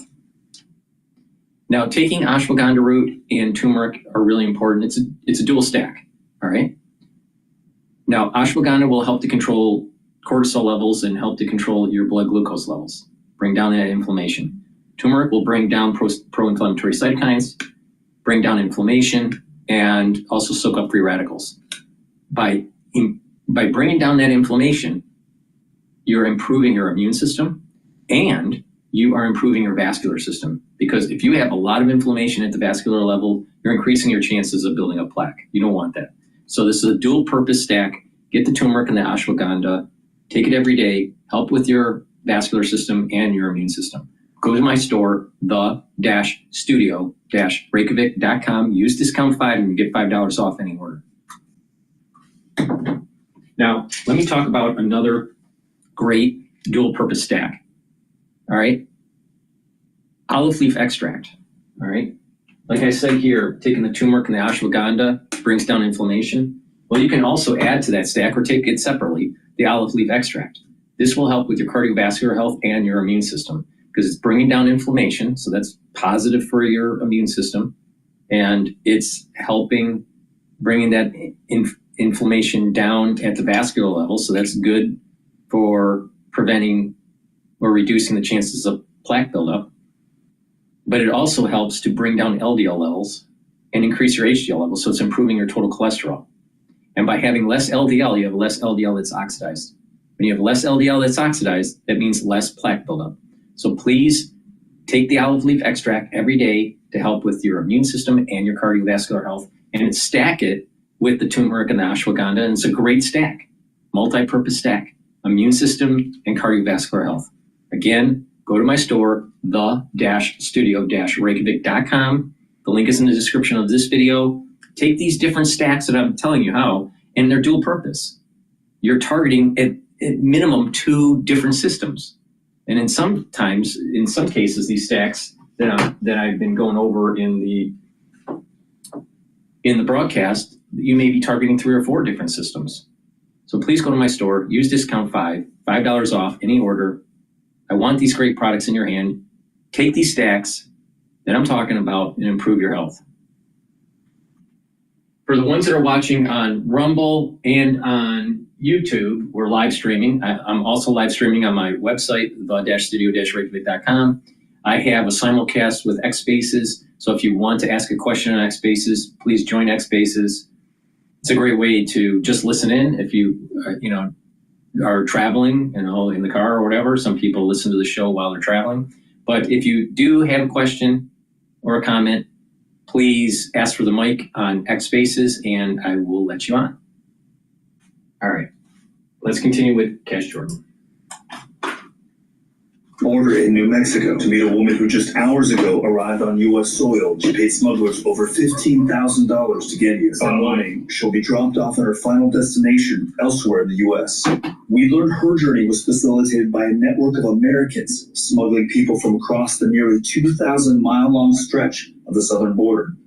That's absolutely crazy. You've got people who are Americans or live in America, and they figured out a way to illegally team up with these gangs and cartels to sneak people across. And what you have here are U.S. citizens who basically pick up where the cartels leave off. The cartels and smugglers get people across the border, whether it's the land border or a water border, and then these American coyotes, that's a name for a smuggler, pick them up and bring them the rest of the way. And since these are U.S. citizens who presumably speak English and have identification and know how local laws work, they're a lot harder to stop than somebody who doesn't have any of that stuff. I get GPS sent to me, come out here, and we get in my vehicle, and then we head on out. After migrants cross into the U.S. illegally with the help of the cartels, Joe meets them.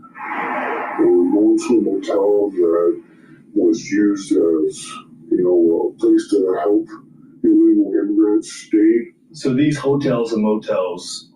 In 16 years, Greg Gerstner will land the perfect cannonball with friends he's already meeting now at AARP volunteer and community events to help make sure his happiness lives as long as he does. The younger you are, the more you need AARP. Break free with the new Opera GX, a browser that puts you in control with a brand new design that frees up even more pixels for personalization and an inventory of features to... So these hotels and motels across the region are used to stash migrants. Oh, yeah. So this guy, he gets a message from a cartel. They say, hey, go to such and such coordinate, pick people up, and then bring them somewhere. And they're bringing them to these shady hotels that are roadside places, and they're having people blend in basically as travelers. Oh, they're just passing through the country before they make their way up north to a sanctuary city. But what this guy doesn't realize is that he's part of what is essentially modern-day slavery. These folks that are being brought in, since they can no longer claim asylum and have no legal pathway to living here, they're going to be targets of the criminal underworld the entire time they remain in this country. That means they're just going to be exploited. They're not going to be living the American dream because the money that they might be making here, it's just going to get sent back to these gang members. And if that doesn't happen, these gang members have plenty of ways, like this American, that they can use to check up on and monitor people. Most Americans who watch this are going to say that you are part of the problem. You are getting enriched off the backs of people. You are part of this cartel-run operation. People are pissed about this. They are. Is it wrong? Yeah, a lot of people think it's wrong. I try to say, I'm doing something right to help a family out, trying to get away from poverty, violence, that teen. This is the lie that he believes. He thinks that he's helping people escape poverty and violence, but while they're in America, they're just controlled by violent people who keep them in poverty by exploiting them. And when people come across, they've got tiny little cards in their pockets that have the banking and routing information for these cartels written down so they know where to send their money. And with so many gang members entering our country over the last few years, America's infested with assets that can be used to keep tabs on these folks and make them pay. And even after that, even after these individuals have paid back the gangs that brought them into this country, it's not like they're free. At that point, they're still living in the country unlawfully. They've got no legal pathway to citizenship to begin with, which means they're just going to have to continue relying on the criminal underworld if they want to stay here. They're going to be exploited forever. But wait till you hear how much money these U.S. smugglers are making off this twisted process. This is about money. He says he makes about $2,000 for every person he helps into the U.S. and sometimes moves 6 people a week. These are wire transfers from the illegal migrants. So this guy's making $12,000 a week doing this. Of course, he's found a way in his mind to rationalize what he's doing. He's just as greedy as the cartels and smugglers. They're justifying what they're doing, saying that they're making the world a better place. This guy's doing the same thing. Really, it's just imprisoning people in poverty forever while they put their lives at great risk to come across. And as the southern border continues to close, this guy's going to get sent to more parts of the country that are near the coastline. He's going to be picking up people who just came through the ocean and almost didn't make it. But that's not even the worst part of this whole process. As the U.S. steps up enforcement, the cost per migrant jumps up. Yeah, they're getting ready to spike up right away. It's going to get a lot worse than...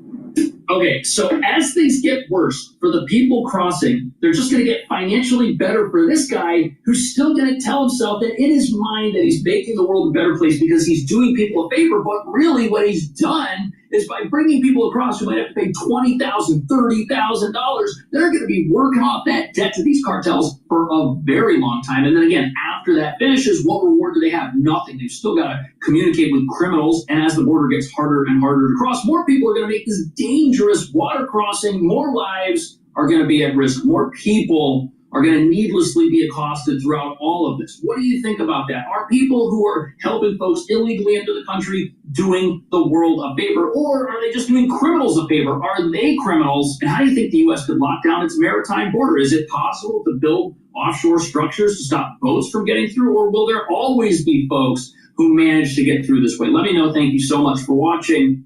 See you in the next video. All right.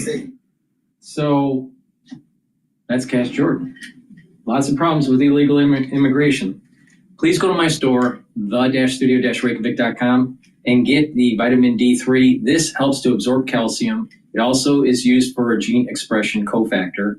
And taking vitamin D3 on a regular basis helps to get rid of cells that need to go into apoptosis. That's really important. Now, you can stack it with vitamin K2 to get better calcium absorption. And with resistance training, you're actually helping to build up bone density. Also, D3, K2 helps with your vascular system by slowly pulling that calcium out of the plaque deposit, but also preventing new plaque calcium depositing to take place. So D3 and K2 will help with your cardiovascular health too. With resistance training and taking calcium supplements or drinking milk and doing that resistance training on a regular basis and taking the K2, D3, that will help with your bone density. Very important for males, but especially important for females that are post-menopausal. Now, another great stack, or you can take it separately, is taking the nattokinase. Nattokinase is fibrinolytic, it'll break up clots. Nattokinase helps with your vascular system by bringing down LDL levels and increasing your HDL levels. Nattokinase should be taken every day. Very important for your cardiovascular health, but it stacks really well with the D3 and the K2. So get the nattokinase, the D3 and the K2, and help two systems, your cardiovascular system and your bone health. So please go to my store, the-studio-reykjavik.com.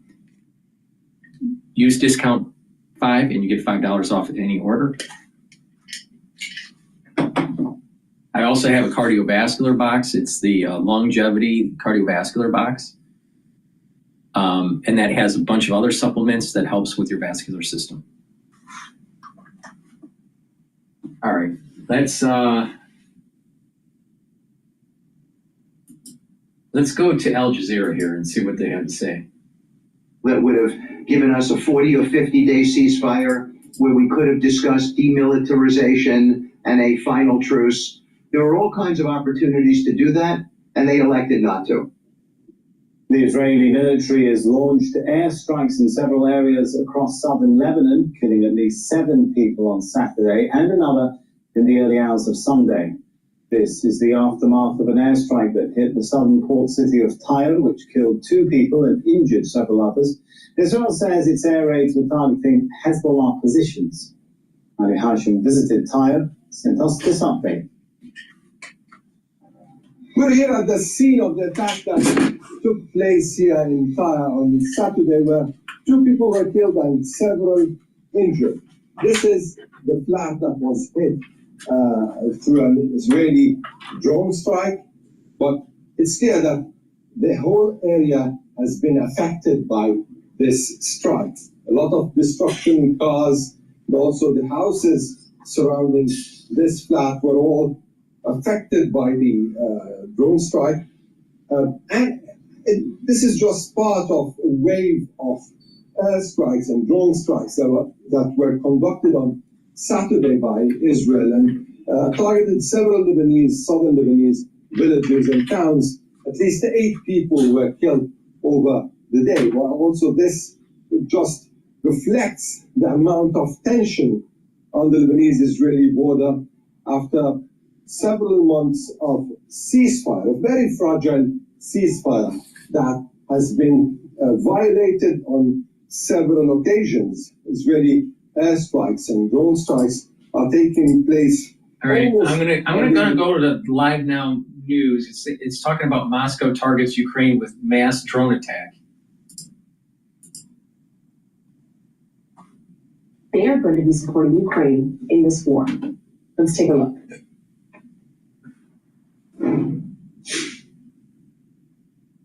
Statement by the President of Ukraine. Thank you. Dear Mr. President, dear members of the delegations of our countries, dear journalists and all those present here, I'm happy to welcome today in Kyiv President of Czechia, the state that consistently supports us. And Ukraine is grateful for all the support. Today we've started our day and our meeting with better in Mashun in Kyiv region, and that is a very symbolic place, very memorable for everybody in Ukraine, for all Ukrainians. The battle for Mashun against the Russian occupants had very great importance for the defense of Kyiv and therefore for all of our state. And today we have together commemorated the memory of our fallen warriors who fought for the freedom of Ukraine. We thanked all the heroes thanks to whom we stand in Ukrainian capital, in Kyiv, in our independent state. And it will always be like that. We will definitely preserve the independence of Ukraine.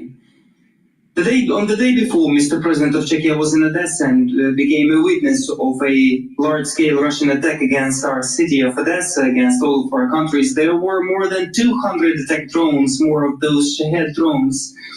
Significant damages occurred in Odessa of just regular buildings, trade centers, stores. Regrettably, people were hit, and practically each day in Ukraine is accompanied by such Russian attacks, and therefore it is very important to further support Ukraine, our people, our air defense, our warriors, our resilience. Of course, we support the necessity of strong diplomacy, and we want to end the war as soon as possible. But we always remember that only that diplomacy can be called strong that helps to put pressure on the reason for the war, on the aggressor. And every day the world obtains new and new evidence that the sole reason for this war is Putin, is Russia. For more than a week now, there is a proposal for the full ceasefire at the table, and there is no silence only because this offer is not accepted by Putin. Therefore, we need pressure against Russia, and today we've discussed with President of Czechia all key details on the situation on the battlefield and overall the details of the war, and we appreciate Czech initiative regarding our help to Ukraine in artillery, and we work together for this initiative to be efficient this year as well. And I have informed Mr. President on the conversation with President Trump and on the preparation of our teams to the new meeting in Saudi Arabia in the near future. We're grateful for the support. We've also discussed a common European work for the security guarantees for Ukraine, and we hope that Czechia will be a strong participant of the new system of security guarantees for Ukraine and in the perspective for whole of Europe. We've discussed also certain issues on the defense production. Our teams, Ukraine and Czech teams, have concrete projects, and each right idea for the development of our defensive capabilities must be implemented, and today some agreements will be implemented right away. Ukraine is grateful to Czechia for the support to our state in the relationships on the level of EU.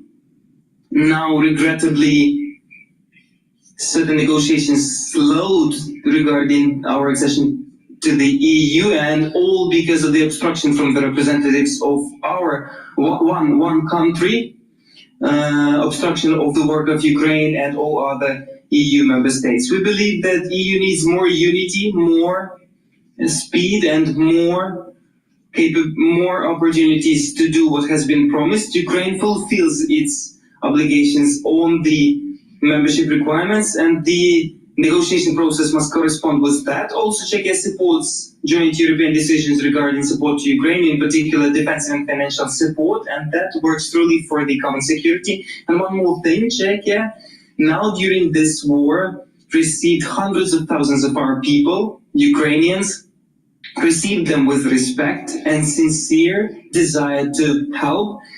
And I'd like to express my gratitude for this respect to Ukraine, for this respect and such warm attitude, human attitude to Ukrainians. And we have an agreement on the opening in Prague of the Center of Unity for Ukrainians, within this state program. This would be a special hub where all the aid to our people will be concentrated. We already have the premises, we have the financing for that. Also, all economic and humanitarian work of Czechia and Ukraine is important, and that in particular touches the reconstruction. There was a decision of Czechia's patronage over our Dnipro region, especially in the I'm going to transition to the live now broadcast that was 3 hours ago dealing with Israel strikes Hezbollah after violent attack. But what I want to do here also is Texas was feeling so stuck. okay, Israel's but army before we go with this Hezbollah rocket attack, retaliates after Hezbollah rocket attack, let me talk about a stack here. Gladiator barley, which is a very high density protein, very important to take if you're building muscle, but it also helps to reduce inflammation, soak up free radicals with superoxide dismutase, and detoxify your body. And taking Myotrol together, this is a great stack. All right, now how does it work? Myotrol has flavonoids, lignans, and polyphenols to help to gene express what you need to make new muscle and to maintain muscle, and it also helps with mitochondrial health. When you get older, about age 40, it's harder to maintain muscle and build muscle. So taking Myotrol every day, once you hit about age 40, is very important. Do some resistance training, but it works even better when you take a high protein quality supplement like Gladiator barley. Take a full scoop, mix it with soft foods or with filtered water or a smoothie. Some people even mix it with milk, and take the Myotrol, do the resistance training, and you're going to gain muscle. This is a great stack also if you're an athlete. So if you want to fuel your body, all right, and build that muscle for your sport, take the Myotrol and the Gladiator barley. So you can be a young or older athlete, all right, and benefit from Myotrol with the Gladiator barley. But it works really well also for people that are not athletes that are just doing some resistance training and trying to get healthier. Very important. Myotrol with Gladiator barley. So please go to my store, the-studio-reykjavik.com, get the Myotrol, but better yet, get the Gladiator with it and stack it, do the resistance training, and you're going to gain muscle and maintain muscle. Very important for your overall health. It's a holistic approach. The proper supplementation, the proper diet and exercise, proper sleep, learn new things, all right?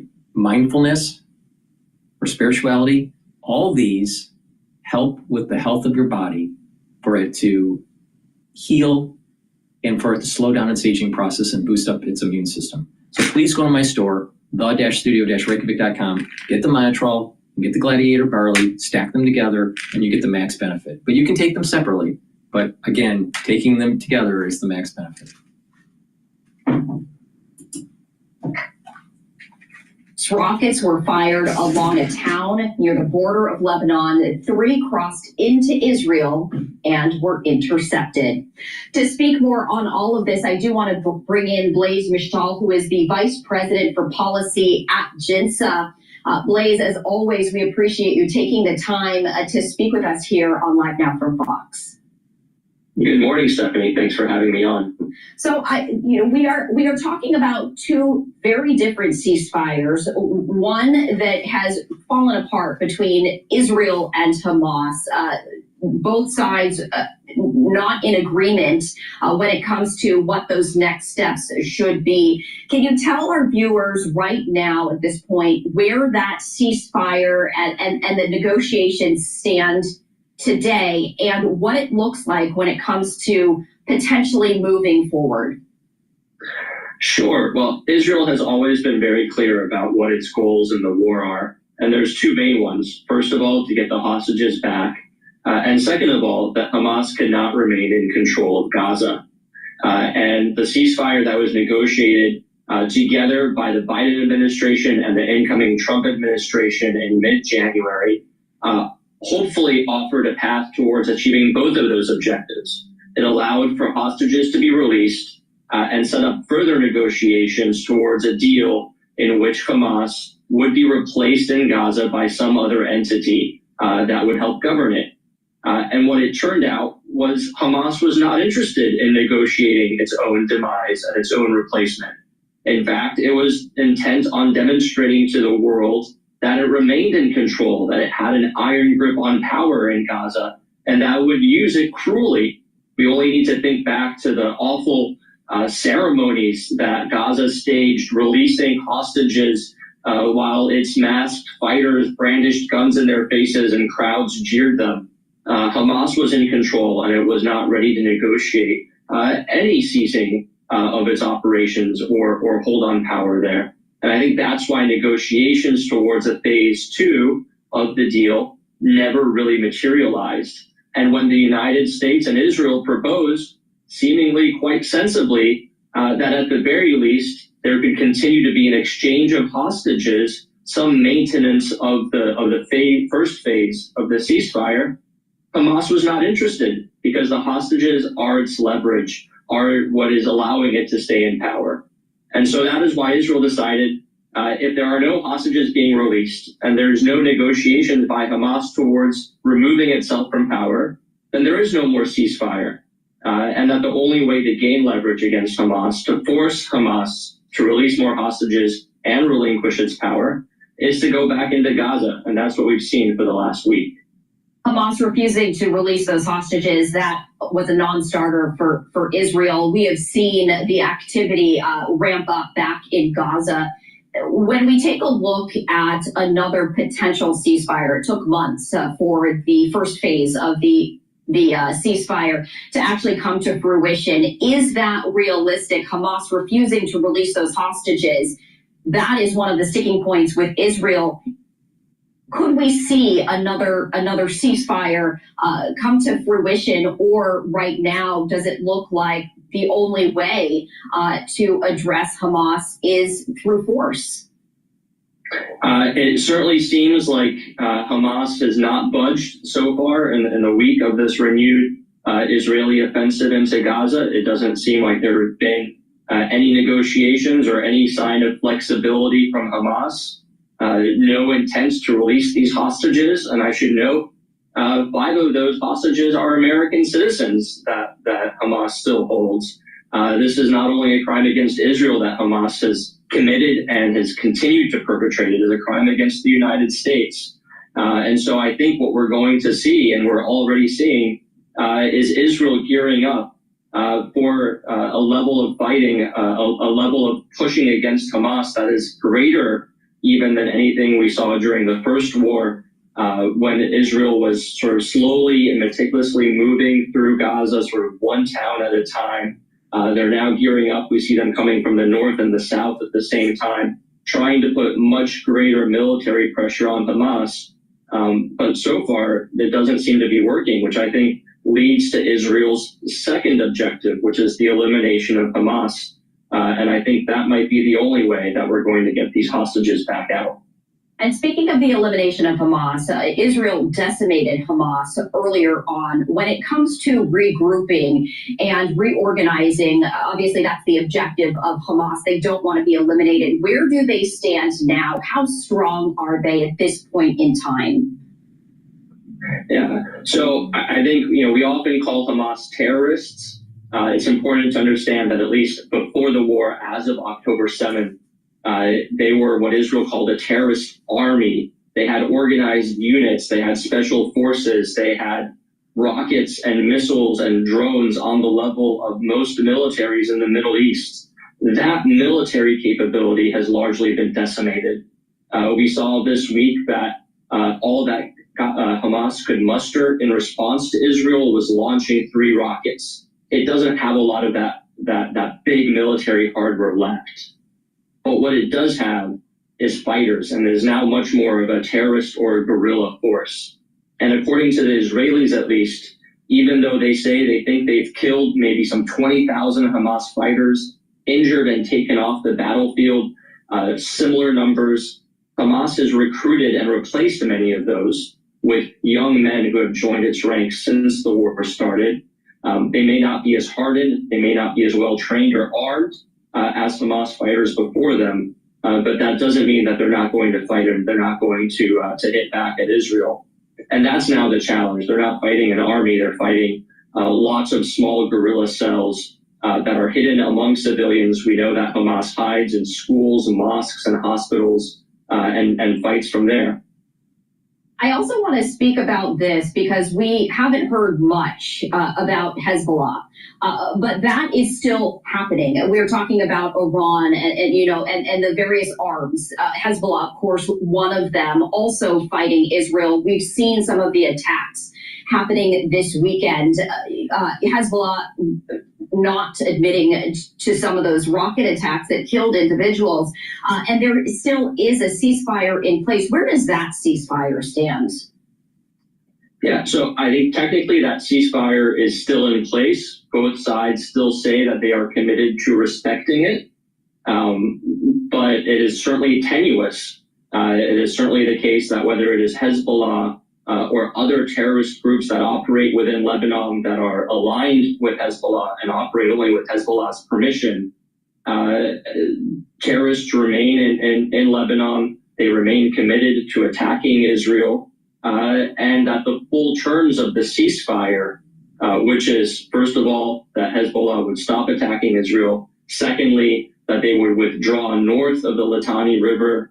And thirdly, that the Lebanese armed forces would control that territory to make sure that it is safe and that no further attacks from it come against Israel.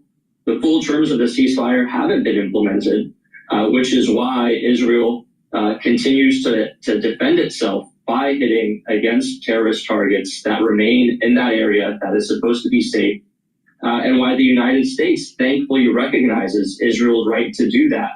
That as long as Hezbollah or other terrorists are there along the border, Israel has the right to defend itself while still maintaining that ceasefire. But I think the bigger point here, Stephanie, is that despite the ceasefires, despite what Israel has done to decimate Hamas and decimate Hezbollah, these Iran-backed groups are down, but they are not out. And that Iranian octopus, not just in Gaza, not just in Lebanon and Yemen as well. The Houthis fired on Israel this week at least twice. In Iraq, elsewhere in the region, continues to be active, continues to want to attack Israel, and continues to want to harm the United States as well. And that is the big threat here, is that this Iranian proxy network has not been taken down, that Iran remains a threat. Which is also why we're seeing the United States launching strikes against the Houthis, in addition to what's happening in Gaza and Lebanon. Blaise, we appreciate you taking the time to explain all of this to our viewers on this Sunday morning. All right. Please go to my store, the-studio-reykjavik.com, and get the collagen. Collagen peptides have a typical amino acid profile shown on the screen here. You can also see the label on my store, the-studio-reykjavik.com. But take collagen every day. Do some resistance training. That's going to help with your muscles, your bones, and your joints. It'll help with the cartilage and the tendons and the ligaments, and improve the health of those skeletal muscle structures. It also helps with your hair, your nails, and your skin. Please take the collagen every day. There's a big scooper. This is a 1 month supply. Take a big scooper of this, mix it with soft foods like hummus, yogurt, or applesauce. You can mix it with milk or mix it in a smoothie, or just take it with filtered water. It's up to you, but take it every day. Now, it's important to do some resistance training too when you're taking this, if you want to improve your muscles, your joints, and your bone structure. For your skin improvement, take it with vitamin C and drink 64 ounces of filtered water throughout the day, or 32 ounces if you can't drink 64 ounces in a day. And what will happen is the water will cross-link with the vitamin C and the collagen to improve your dermal layer. I have a skincare box, an anti-aging skincare beginner's box that has the collagen, the structural nanosilver gel, and vitamin C in it. And I also have the advanced box that has everything that the beginner's box has, but it also has C60 and resveratrol to help the health of the basal layer. So the structural nanosilver helps with the topical layer of your skin. the collagen and the vitamin C cross-linking with the filtered water helps with the dermal layer, the middle part of your skin, and then the basal layer, the bottom part of your skin, is improved by the C60 and the resveratrol. So please go to my store, get the anti-aging boxes for the skincare, beginners or advanced if you want to focus on the skin health. But to have a dual purpose, collagen is a great dual purpose product. It helps with the skin and the bones and the joints. So please go to my store, the-studio-reykjavik.com. It's a very high quality collagen. Now, before we go to another video, we were talking about the structural nanosilver gel. I have two types. I have it in the tube form and in the quick dispenser. Make sure you have some at home and at work. You never know when you need it. If you're sick or someone else is not feeling well around you, guess what? Put it on your hands, around your nose, around your eyes, around your ears, lightly coat your nostrils, stays active for 5.5 hours. You can also put it on your skin if you have a cut, an abrasion, or a minor burn. It helps to heal. In addition, you can use this as an aftershave. Guys, after you shave, put it on your face and it'll help to soothe the skin. Women, if you're shaving your legs, put the structural nanosilver gel on your legs after you shave and it'll help to soothe that shaving experience. Now, it's a dual purpose product. You can use it as a daily skincare, help heal the wounds, aftershave, neutralize if someone isn't feeling well around you or you're not feeling well. What I've also noticed is that if you have a stuffed up nose, what you should do is just put some of the structural nanosilver gel, lightly coat your nostrils, and it'll reduce that swelling and irritation and soreness. But also if you have copious drainage, it will help to slow that down. So please go to my store, the-studio-reykjavik.com, and get the structural nanosilver gel. All right, let's all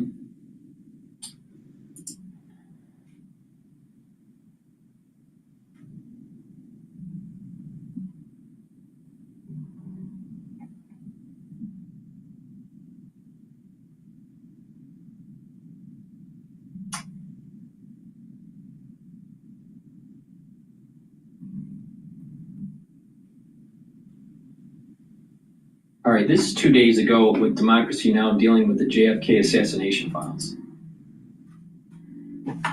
This is Democracy Now!, democracynow.org. I'm Amy Goodman. We end today's show looking at the federal government's release of around 80,000 pages of documents related to the 1963 assassination of President John F. Kennedy. While the documents have revealed few new revelations on the assassination, the unredacted files are filled with details about covert CIA operations around the world, from the Vatican to Latin America. One document revealed 47% of political officers working in overseas U.S. embassies in 1961 were actually intelligence agents working under diplomatic cover. At the U.S. Embassy in France, the CIA had 123 undercover agents acting as diplomats. The documents also shed new light on CIA activity across Latin America, including in Cuba, the Dominican Republic, and Bolivia. Those are just some of the revelations highlighted by the National Security Archive, an independent organization that's been reviewing the documents. We're joined now by Peter Kornblue, Senior Analyst for Latin America at the National Security Archive. He's researched CIA operations for decades with a focus on Latin America. His books include Back Channel to Cuba, The Hidden History of Negotiations Between Washington and Havana, and Bay of Pigs Declassified, the secret CIA report on the invasion of Cuba. He's joining us now from Wellfleet, Massachusetts. Peter, welcome back to Democracy Now! What's in these tens of thousands of pages of documents that you're continuing to plow through? Well, we don't have enough time to talk about all the details of the early 1960s history of the CIA kind of global effort to influence elections, sabotage economies, overthrow governments. But we've learned a lot more of the minutia, the granular kind of side of these covert operations, names, places, shell companies, expenditures, so many little details that really complete, I think, in many ways, our sense of the universe of covert operations and what they targeted, how they happened, how they were organized. I mean, it's fascinating from a historical point of view. The U.S. taxpayer, Amy, has shelled out a lot of money for decades now to have these documents kept secure and clean in the vaults of the national security agencies of the U.S. government. And now finally we are accessing this history that we paid for, that we've paid we paid for it to happen. We financed the CIA with our money way back when, and now at least we know what was being done in our name, but without our knowledge. So you write that on the day President Kennedy's inauguration in January '61, nearly half of the political officers serving in the U.S. embassies were CAS, CAS, intelligence officers working under diplomatic cover known as controlled American sources. What's the significance of this, Peter? Well, simply the significance is that whereas most people thought these were actually State Department officials in U.S. embassies around the world, almost half the people in these embassies, particularly using the office that was called political officer, were CIA undercover agents. It's pretty incredible. As Arthur Schlesinger pointed out in this extraordinary memo that's been completely declassified now to John F. Kennedy on June 10th, 1961, 3,700 officers around the world were CIA officials under diplomatic cover, in comparison to 3,900 of actual diplomats around the world. So it was almost 50%, and that's quite an extraordinary number. And I think a number of countries will be surprised at the kind of level of to which the U.S. embassies were being used as cover for the CIA. Again, this is all in the past. It's old history. We've known for many years that political officers were often used to kind of disguise CIA operations. And there were other parts of the embassies too, the labor attachés, the commercial attachés, et cetera. And then there were the CIA officers that were operating in countries like Chile and Bolivia and Brazil and elsewhere, who weren't in the embassies at all. But it's a tidbit of covert operations history that certainly is dramatic and reminds us of what the United States was doing around the world and is capable of doing in the future. In light of the U.S. cracking down even more on Cuba right now, especially young people may not know how many assassination attempts there were against Fidel Castro. Is it in the range of 600? And then I want to follow that up with a question about one of the JFK assassination documents being released about the Inspector General's report of the 61 successful, if you call it that, assassination of Rafael Trujillo of the Dominican Republic, revealing the names of CIA officers and others who assisted in the plot. Can you talk about this? Well, the 600 or so figure about assassination attempts on Fidel Castro comes more from Cuban intelligence than from U.S. intelligence. Every attempt by any exile group that the Cuban intelligence intercepted or learned about was added up, and those were quite a few. The CIA itself counts about 16 earnest CIA-sponsored attempts, which now have become folklore of covert operations history, exploding seashells, poisoned cigars, sniper rifles, etc. So, we've known about those assassination plots for a long time. There is one document, an internal CIA Inspector General's report on the assassination in late May of 1961 of Rafael Trujillo, the dictator of the Dominican Republic. And it's quite detailed. It names the names of all the CIA officers involved, including their code names that they used in their discussions with coup plotters and the assassination team in the Dominican Republic. It names all the names of the coup plotters as well that the CIA was working with, the name of the actual covert operation, which was called EMD, and the actual assassination plot, which was called EM Slew. So there are a lot of details on that history, and you get to learn not only how the CIA works with foreigners to assassinate a head of state, in this case, the dictator Rafael Trujillo, but you also learn how the CIA goes about investigating its own wrongdoing of the past, the files that it keeps, how they are reviewed, what they yield, etc. So it's quite fascinating from a historical point of view. We've done a lot on USAID and Trump's essentially shuttering the agency. You've covered foreign policy in Latin America for decades. Can you talk about the story of the USAID's Office of Public Safety?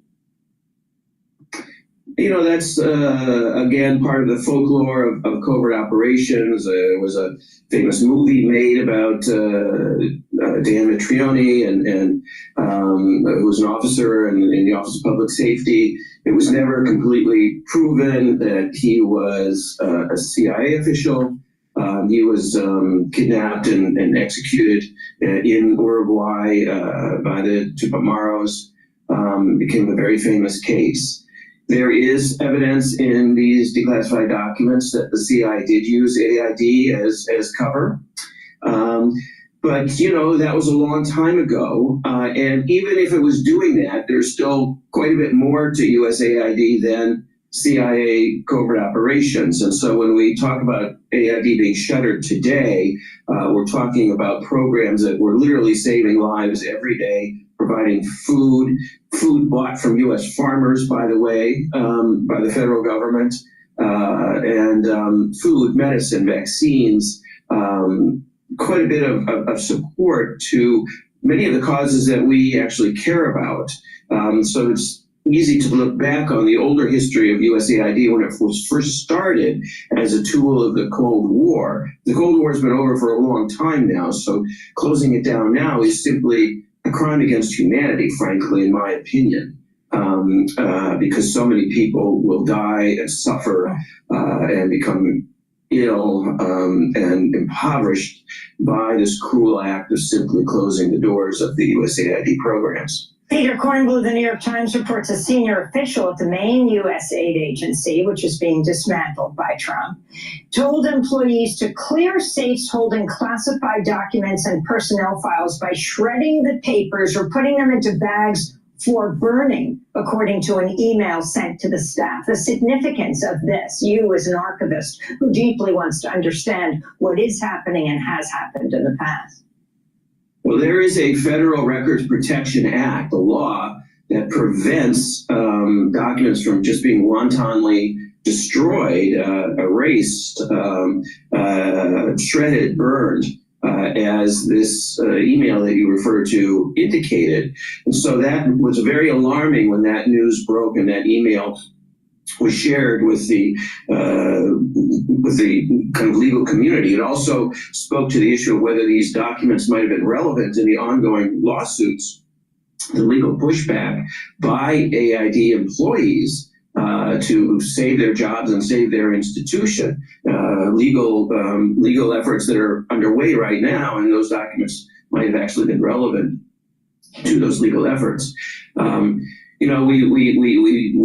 My organization joined in protesting that action. It was the subject of court discussion. We don't know, we don't have an index of what documents were actually shredded that day and burned that day, but hopefully at some point we will. But that speaks to a different issue, Amy, that I hope we want to raise before we go, which is, part of what's important about the declassification of the John F. Kennedy documents is not just what's in the documents. It is the law that mandated that declassification. which was known as the JFK Act and passed in 1992. And it was a law that's probably the strongest law on declassification that's ever been written. It created an independent panel outside of the national security agencies to oversee the declassification of the documents. It mandated that, with very few exceptions, the documents be released without censorship, without redactions. And this is a law that really is very important. Now that it's been fully implemented by, ironically, Donald Trump, it's a law that creates a new standard and a new precedence for openness and transparency. And it's very important that now that we have that standard, we apply that standard to the very administration that is in power today. And it's interesting that while he's released the JFK files, the Shabazz family is asking for the release of the Malcolm X files, which he has yet to do. Peter Kornblum, in the last 30 seconds, I wanted to get your response to President Trump basically also shuttering Voice of America and Radio Marti, particularly the news, if you could call it that agency that was broadcasting into Cuba U.S. propaganda. Well, he has shuttered the Cuba programs. USAID had Cuba democracy programs, which were very objectionable to the Cubans. Those are gone now. Radio Marti, TV Marti, gone now. That does not mean that Trump is not going to be pressuring Cuba in other ways. But at least the Cuba programs are gone. People who look closely at the Voice of America will know that they've used our documents in many stories that they've done. They, too, are not the Cold War product that they once were, and had some value around the world. We're going to have to leave it there, but we'll continue in a post show at democracynow.org. Peter Kornblum, Senior Analyst for Latin America and National Security. So my overall take with that is that there doesn't seem to be that much new things that have been revealed from these latest JFK file release. I mean, there's some more granularity, but it doesn't really move the needle. I mean, that's just my take on it. Please go to my store, the-studio-reykjavik.com, and get the Boomer Boost. Boomer Boost is the fourth part of this core health protocol that I have, where you take Max 35 or Max 14 for the first pillar to boost up your immune system, C60 to soak up free radicals, turmeric, ashwagandha, and lignans to bring down inflammation and boost up your immune system. And then the Boomer Boost is the last pillar of the core protocol to improve your energy levels and supercharge your metabolism. It has 68 nutrients. Take a look at the label on my website, the-studio-reykjavik.com. It's extensive on what's in here. It's a powder. You take a full scooper every day, mix it with soft foods like hummus. I did that during the show. And take it either in soft foods. You can mix it with a smoothie or just put it in milk or filtered water. Take it every day. Either take it for your breakfast or for your lunch each day. And what you'll notice is within 72 hours, it will start to work for your body. And it targets multiple systems. The first system it targets is your cardiovascular system. So it's going to improve your vascular system and your heart. It's going to improve your brain function. And it will improve your muscles and strength and boost up your energy levels and your metabolism. So you're going to lose weight. And you're going to start noticing that you're getting this steady energy burn throughout the whole day. There's no spiking of energy. It's just a steady burn all day. Your concentration levels will be better. You're going to sleep better. You will have this extra vitality or willingness to do things. So you'll just have more vitality during your day. And what you'll notice is that by taking it every day, you're controlling your blood glucose levels, you're having weight loss, you're getting lean muscle, especially if you apply a holistic approach to this, okay? So take this every day for your breakfast or for your lunch. One container here is cheaper for a month's supply than what you're spending for breakfast or for lunch each day of the week, or for the month, right? So you're gonna save money by taking the Boomer Boost. Now, if you are an athlete, you can use Boomer Boost as a pre or post workout fueling source. So if I'm no longer doing triathlons, but if this was available when I was doing triathlons back in the 90s, early 90s, mid 90s, I would have taken this, all right, as a fuel source for my training. So this is a very high quality product, all right? But again, you should be taking it for your breakfast or for your lunch each day, all right? You're gonna start noticing the effects on your body within 72 hours. You're gonna sleep better, you're gonna have more energy, you're gonna have more mental acuity. And by doing these holistic approaches, like proper exercise, so you're gonna do resistance training, a little bit of cardio, stretching, and balancing exercises, all important. Some mindfulness or spirituality will help to calm your central nervous system and go into parasympathetic. Proper sleep. Make sure you get enough sleep, but not too much. But you want to be able to consolidate memory, detoxify your central nervous system, and be well rested. That's very important. Learn new things. Challenge your mind to learn new things. Really important to improve your memory. When you do this in a holistic approach with proper diet and exercise and proper supplementation, you're going to notice that big benefits are going to be happening for your body. Your body is healing, you're going to have more energy, and you're improving your immune system. So take the Boomer Boost, do it every day, all right? Now you can take the Boomer Boost with the Gladiator barley that I've talked about earlier, or you can also take it with the heirloom barley. Now you can take the heirloom barley or the Gladiator barley by themselves. They're high density protein. You can't get this barley at a organic food store. This is much better, all right? And it's more, it's higher density. So take a half or a full scooper of this each day. And what will happen is if you take the heirloom barley, you're going to be detoxifying your body. You're going to be soaking up free radicals with superoxide dismutase. You're taking a high density protein that's nutritious, high nutritional density protein with this heirloom barley, and you're bringing down inflammation. So that's going to be very important for healing your body and improving your immune system. And if you work out, by bringing down inflammation, your recover time is quicker. Now, you can take the heirloom barley by itself, take a full scoop or a half scooper, mix it with soft foods or with water or however you want to mix it.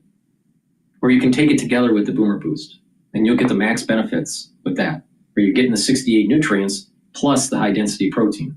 Now, if you want to build strength, all right, either because you're 40 years of age or older and you want to maintain or increase your muscle mass, which is important, take the Boomer Boost and the Gladiator barley, all right, and that is really targeting getting strength, and you get all the benefits of taking the heirloom barley too, all right? So the Gladiator barley is, you get all the benefits of the heirloom barley, bringing down the inflammation, detoxifying your body, soaking up free radicals with superoxide dismutase. But the Gladiator barley also helps to build strength, all right? And by taking the Boomer Boost with the Gladiator barley and doing that resistance training, you're really controlling your A1C levels. A lot of people in the United States are diabetic, type 2 diabetes because of lifestyle. And if you want to lose weight and control your A1C levels, or even if you're borderline diabetic, if you want to, get healthy, a great way to do it is to take the Boomer Boost, take the Gladiator barley, do a little bit of exercising, start eating properly, and apply a holistic approach, like I mentioned earlier, and you're going to get healthy very quickly. So please go to my store, the-studio-reykjavik.com, get the Boomer Boost, and better yet, mix it with the heirloom barley or the Gladiator barley and get all those benefits that you need. So please go to my store, get the Boomer Boost, the Gladiator barley, or the heirloom barley. Now I have a longevity boost box where I've discounted it, where you get the Boomer Boost and your choice of Gladiator barley or heirloom barley. And that's cheaper than purchasing the individual products separately. And you can put discount 5 on top of that and you saving even more. So it behooves you to actually get a longevity boost box. But if you just want to take the Boomer Boost or just take the Gladiator barley or the heirloom barley, that's up to you. So please go to my store, the-studio-reykjavik.com, and get the Boomer Boost and the high quality barleys that I have and get healthy. I'm not joking. It takes 72 hours and you're going to start noticing a difference. It's helping to detoxify your body. You're getting all the nutrients you need. You're going to get better sleep, and you're going to have more energy. Within 72 hours, you're going to start noticing your body is getting healthier. All right. So with that, I want to pivot to let's go to France 24. They're talking about the Pope's health. A few hours ago, appearing on the balcony, he appeared and addressed well-wishers, saying that he was weak, seemed breathless, but he thanked the crowd for their support, and he singled out a woman carrying yellow flowers for him, saying bravo. So the Pope, back at home, the Vatican this evening, his team say he will need at least 2 months of rest. Stay with us here on France 24. We'll be back in just a tick.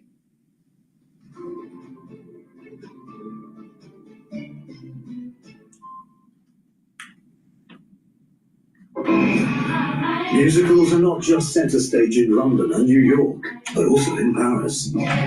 This week, we take you behind the scenes of The Lion King at the Mogador Theatre. All right, so we have live now on commercial break, and Al Jazeera is. I want to go to Fox News. They're talking about Justice Roberts rebukes Trump on impeachment calls. I'm sandwiched between the two generations. I'm helping to give caregiver responsibilities to my dad and then my son, who's just out of college. Okay. So another week, another round of legal challenges to President Trump's busy agenda, from DOGE efforts to deportations. Democrats are making full use of the only leverage they really seem to have to try to slow down the president, which is the courts. How quickly will some of these cases go all the way to the U.S. Supreme Court? Well, let's bring in our legal panel. Ilya Shapiro, Manhattan Institute Senior Fellow and Director of Constitutional Studies, and Tom Dupree, former Principal Deputy Assistant U.S. Attorney General during the George W. Bush administration. Great to have you back with us. Okay, so let's talk about this idea of these nationwide injunctions. You got hundreds of federal district court judges, and any one of them right now can put all kinds of things on hold. A number of the justices have expressed concern about this. Something from Justice Thomas in a 2018 decision, a concurrency, said, "I'm skeptical the district courts have the authority to enter universal injunctions if their popularity continues. This court must address their legality." A 2020 concurrence from Justice Gorsuch said, "By their nature, these injunctions tend to force judges into making rushed, high-stakes, low-information decisions.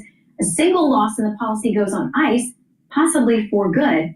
Ilya, will they rule? Is it time? Have they gotten to this conversation now? It's more than time for the Supreme Court to give guidance, not just putting an end to it necessarily. In certain cases, you can imagine you only want one policy for the whole government. Let's say a restriction on travel. You can't have different rules for customs in JFK Airport versus LAX. But the appeals have to be accelerated. The Supreme Court might need to step in. And at the end of the day, I like the idea of having a 3-judge panel. This wouldn't require new legislation from Congress, but if you're challenging a nationwide program, there should be more than one judge involved. Well, and it's not just those two justices who've spoken about it. Here's Justice Kagan back in 2022.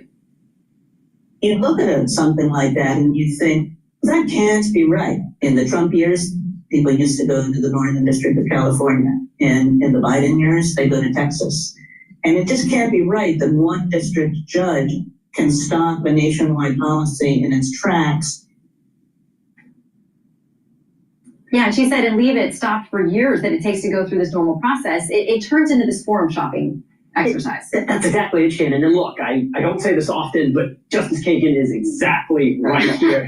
John Dupree, Justice Kagan I'm is going exactly on the right. record. She nailed it, Jen. Because here's the thing, is that what we have seen, and we're seeing right now, is the liberal playbook is you basically want to stop the Trump policy cold. What you do is you search around to find the judicial district and possibly even the judge that you can shop for who is likeliest to issue that nationwide injunction. I don't think that's a good thing for our legal system. And that's why I do think it makes sense to at least consider possible different approaches where you would get a small group of judges, a panel of judges, to make what is a hugely momentous decision.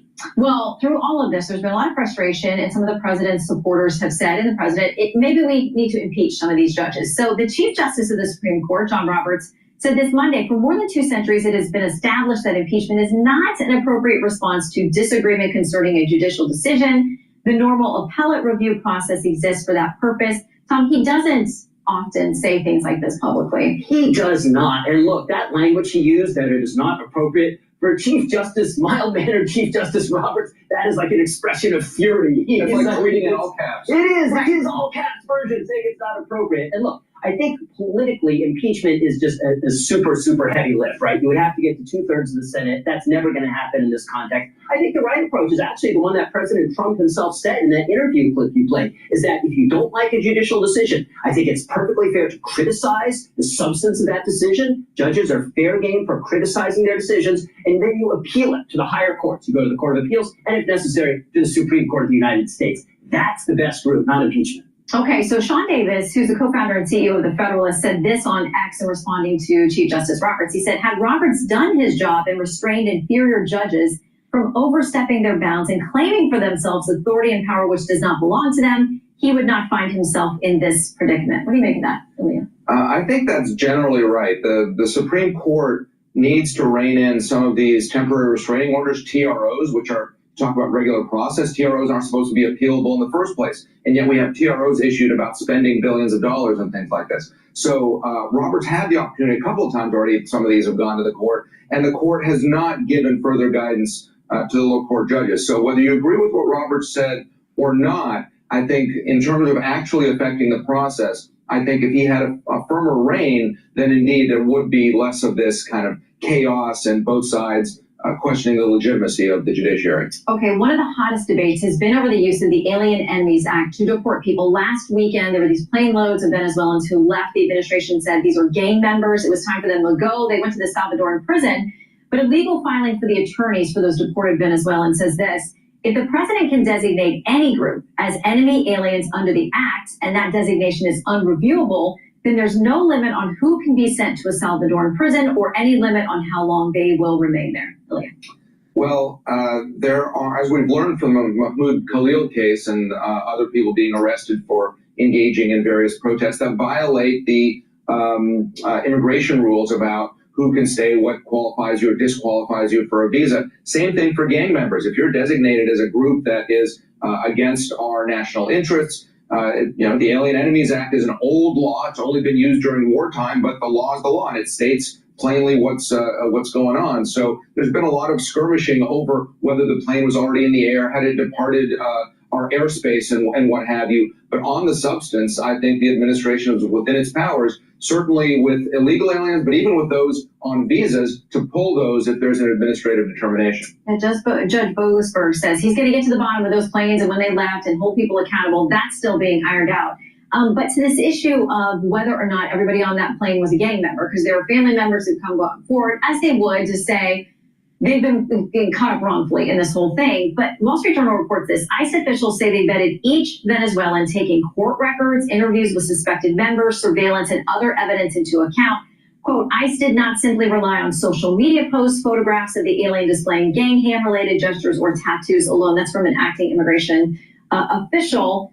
Where do we go from here, Tom? Well, a few points, Jen. Number one is I would say, look, there's no question that these people got more due process in the United States than they would have in probably almost any other country in the world. Second point is that I start with the text of the Constitution when you're talking about the president's powers. And when the president is acting under his commander-in-chief authority or his power to direct the United States foreign relations, he is at the peak of his powers. Does that mean that judges have zero role to play? Maybe not. It's possible. You could say judges must review the threshold decision as to whether there's been a predatory incursion and whether he properly invoked his powers. But there's no question that the president has a strong hand to play here. He is acting within very broad authority conferred by Congress under the Alien Enemies Act. Okay, so quickly, we have several rulings that deal with probationary employees or people who have been fired, bringing them back or stopping the firings.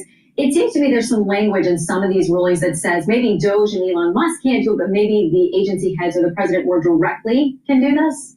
I think that's right. You can do it at some point in some way. So the only question here is whether administration lawyers have crossed the T's and dotted the I's.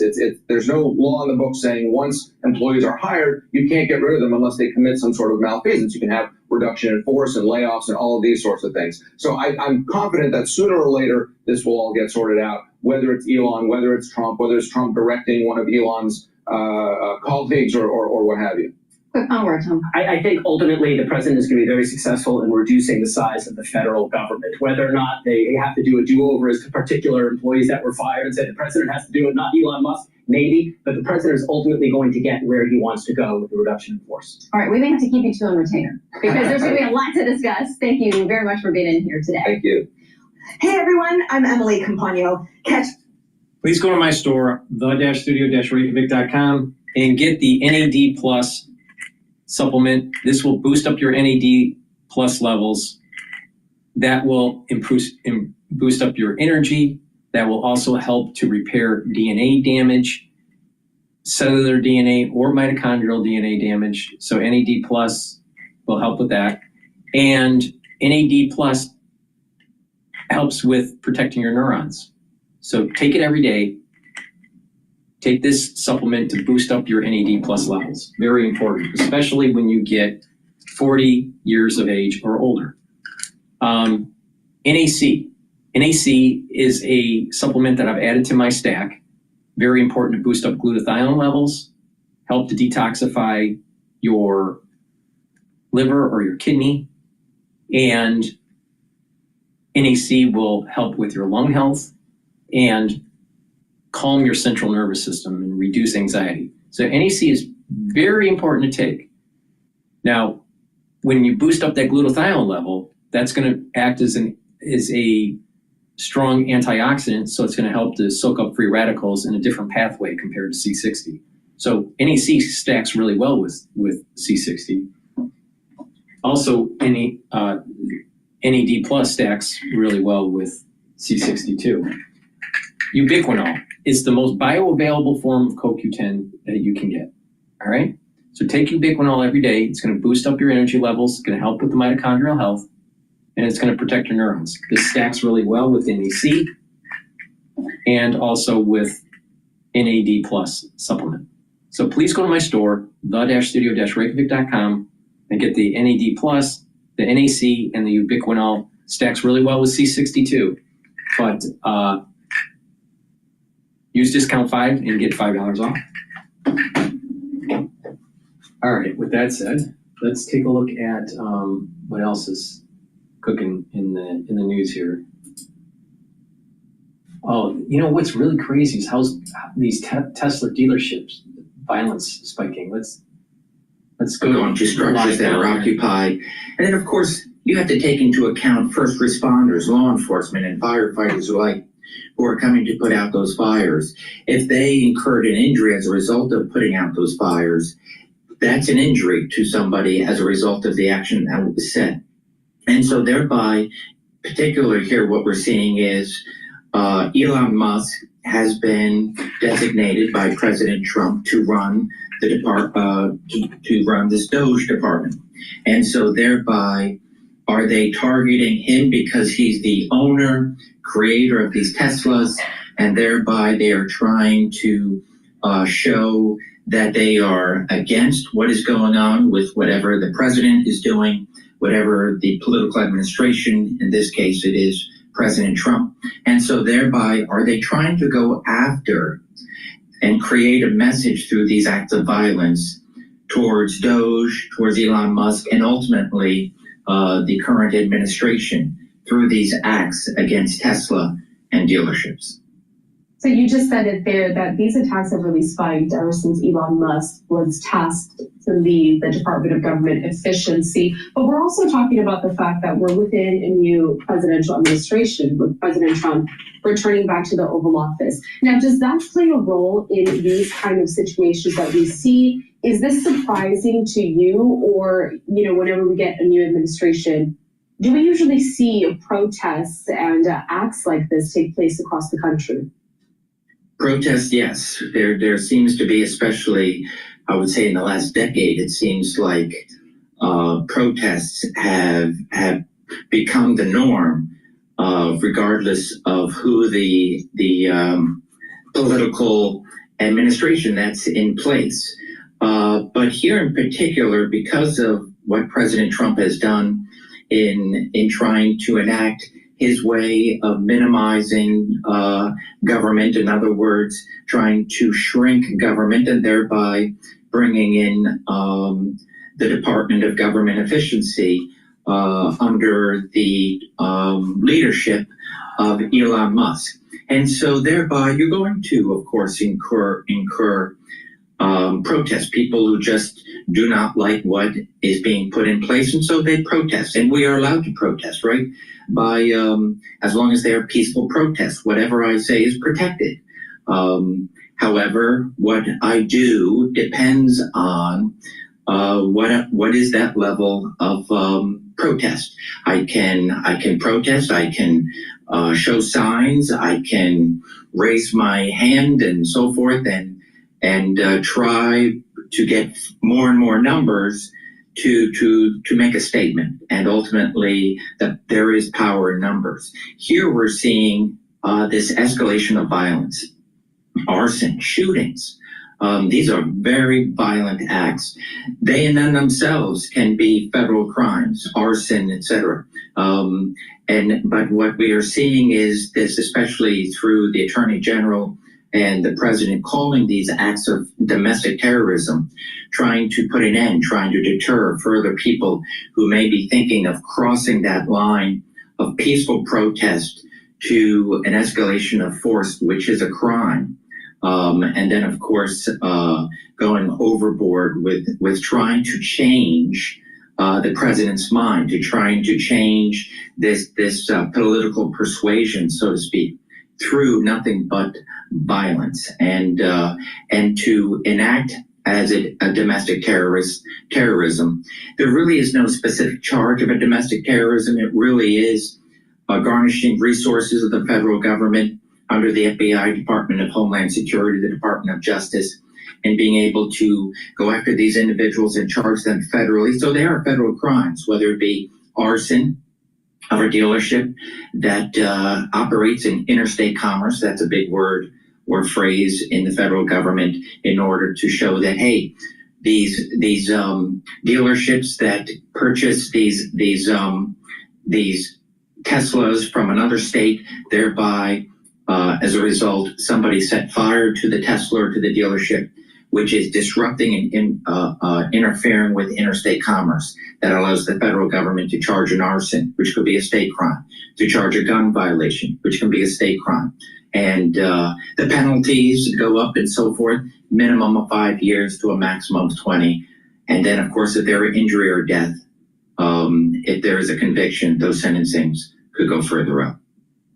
Speaking on some of these tactics and preventative measures that are trying to be used now to try to stop this from happening, I have a statement here posted on X from the FBI that says, PSA, FBI warns of nationwide incidents, arson, gunfire, and vandalism targeting Tesla EVs, dealerships, and charging stations in 9+ states linked to political grievances. The FBI urges vigilance and awareness around Tesla locations. Now, vigilance and awareness, of course, but what other sort of tactics and key steps are going to be taken by the FBI and other law enforcement agencies across the country to help curb this level of violence that we're seeing? So you're going to see very public acts of arrests by the federal government. So the Department of Justice has designated additional resources, not only funding, but ensuring that there are enough FBI resources or Department of Homeland Security law enforcement resources, not only to investigate, to send evidence response teams, but to also be able to determine if there's a link in all these different states. Are these groups organized? In other words, is somebody funding and thereby sending messages out through digital media, and thereby there will be a leader, and ultimately the FBI and other federal resources will be able to determine if this isn't organized. There will be conspiracy charges, and so thereby you may have individuals that have some play in the organization and trying to encourage people to commit acts of violence, and thereby can also be charged. All right, just wanted to showcase some of these videos as we see protests continue against Tesla, and we continue to cover all of the latest regarding this situation. Scott Duffy, a former FBI special agent, we always appreciate your time here at Live Now from Fox. Tell them. Yeah, it's amazing how the ultra libs love to push EVs, but then now they're destroying them because they don't like what Elon Musk is doing with Doge. Please go to my store, the-studio-reykjavik.com. Get the C60. This is a very strong antioxidant. It's part of my protocol. It's the second pillar to soak up free radicals. Now, you can get it in a 2 ounce, a 4 ounce, or an 8 ounce configuration. The higher ounce configuration is cheaper per ounce, so it behooves you to get the higher ounce configuration as a built-in discount. And C60, you can get it in extra virgin olive oil, MCT coconut oil, or avocado oil. Now, C60 is a fullerene. It's a molecule that's 60 carbons, and the way it's designed is it neutralizes free radicals. When you're neutralizing ROS or free radicals, what happens is that you're reducing the stress in the cell and in the tissue. So the cell and the tissues are going to perform better. And it's going to improve the health of the mitochondria, so you're going to have more ATP. When you have more ATP, then your cells are going to perform better because there's more energy. Now, that's cells in your body need lots of ATP to perform properly, especially your endocrine system, your immune system, your neurons. So taking C60 is going to even help your neural health. All right. Why? Because it's going to help the health of those mitochondria, and the ATP is going to be boosted up. The stress in the neuron is going to go down. And so now you have more energy to be able to create the neurotransmitters to allow them to be shot out of the neuron to create this communication between the neurons. So that means your thinking is going to be better, your mental acuity is going to be better, and you're going to have this positive neuroplasticity. All right. So having lots of energy is really important. If you notice, why do kids have lots of activity and they're absorbing a lot of information and learning? It's because they have lots of ATP. You look at someone that's older, they don't think as fast, they're sluggish. It's because their ATP is lower. The health of their mitochondria is down. Now, there's many reasons why the health of the mitochondria is down. Could be stress in the cell. Could it be the mitochondrial DNA is damaged? You have less mitochondria. You need lots of mitochondria in your cells. And as you get older, that population of mitochondria starts to diminish. So if you boost up the health of the mitochondria, improve the population of mitochondria that's in the cell, then your tissues are going to perform better. So that's why taking C60 is really important to take. It's a very potent antioxidant. It's like 1,000 times more than vitamin C, because vitamin C can only neutralize one free radical. Well, C60, one molecule, can neutralize hundreds of free radicals. So take a teaspoon a day on an empty stomach for best absorption. If you're going to work out, take the C60 before your workout, so you're soaking up the free radicals that you're creating during your workout, and you're going to actually recover quicker. You'll notice that your recovery time after your workout is better. So taking C60 every day, a teaspoon a day, and what you're going to notice is that your energy levels are going to go up, your tissues are going to perform better, there's less stress, so that means your immune system is going to be better, your endocrine system is going to be better, and your neural health will be better, and you're going to be thinking better. All right? And then when you're having this compound effect, day after day after day, you're actually slowing the stress on your body and slowing down the aging process. And that's the power of antioxidants, especially high potent antioxidants like C60. So take a teaspoon a day. It works great by itself, but it works even better when you stack it with like NAD plus or ubiquinol, NAC, resveratrol, right? The core stack that I mentioned, the Max 35 or Max 14, the C60, the turmeric, the ashwagandha, the lignans, and the boomer boost, that's a powerful stack with C60. So there's lots of ways to combine this, but the key is taking it every day to soak up those free radicals, because it's a major component in slowing down the aging process and boosting up your immune system. So please go to my store, take a teaspoon of C60 a day. I've been taking this I don't know, like almost 9 years now. All right. Now, people that have been watching me for a while, all right, notice that I'm not aging. Now, I'm wondering why. Maybe my protocol works. All right. So just follow my lead. Now, not everybody can afford everything I'm taking. That's why I'm telling people how to stack these differently so it is affordable for you and you get the max benefits based on your price points. So please go to my store, get the C60, and follow my lead. And that lead is taking it every day, a teaspoon a day. So with that, I want to play one more video, and that is Trump announces new Boeing F-47 U.S. fighter jet. I don't know anything about this, so let's learn together. I'm gonna need a new headline, right? Yeah. You got any ideas? CarParts.com always delivers, and they carry quality parts from trusted brands at a great value. Thanks. Now that's my speed. Yes! I love this game. IXL is actually a learning app, but it's so fun. He calls it a game. I'm crushing it. Yeah, you are. He loves the challenge. I'm thrilled to announce that at my direction, the United States Air Force is moving forward with the world's first sixth generation fighter jet. Number sixth generation. Nothing in the world comes even close to it. And it'll be known as the F-47. The generals picked the title. And it's a beautiful number, F-47.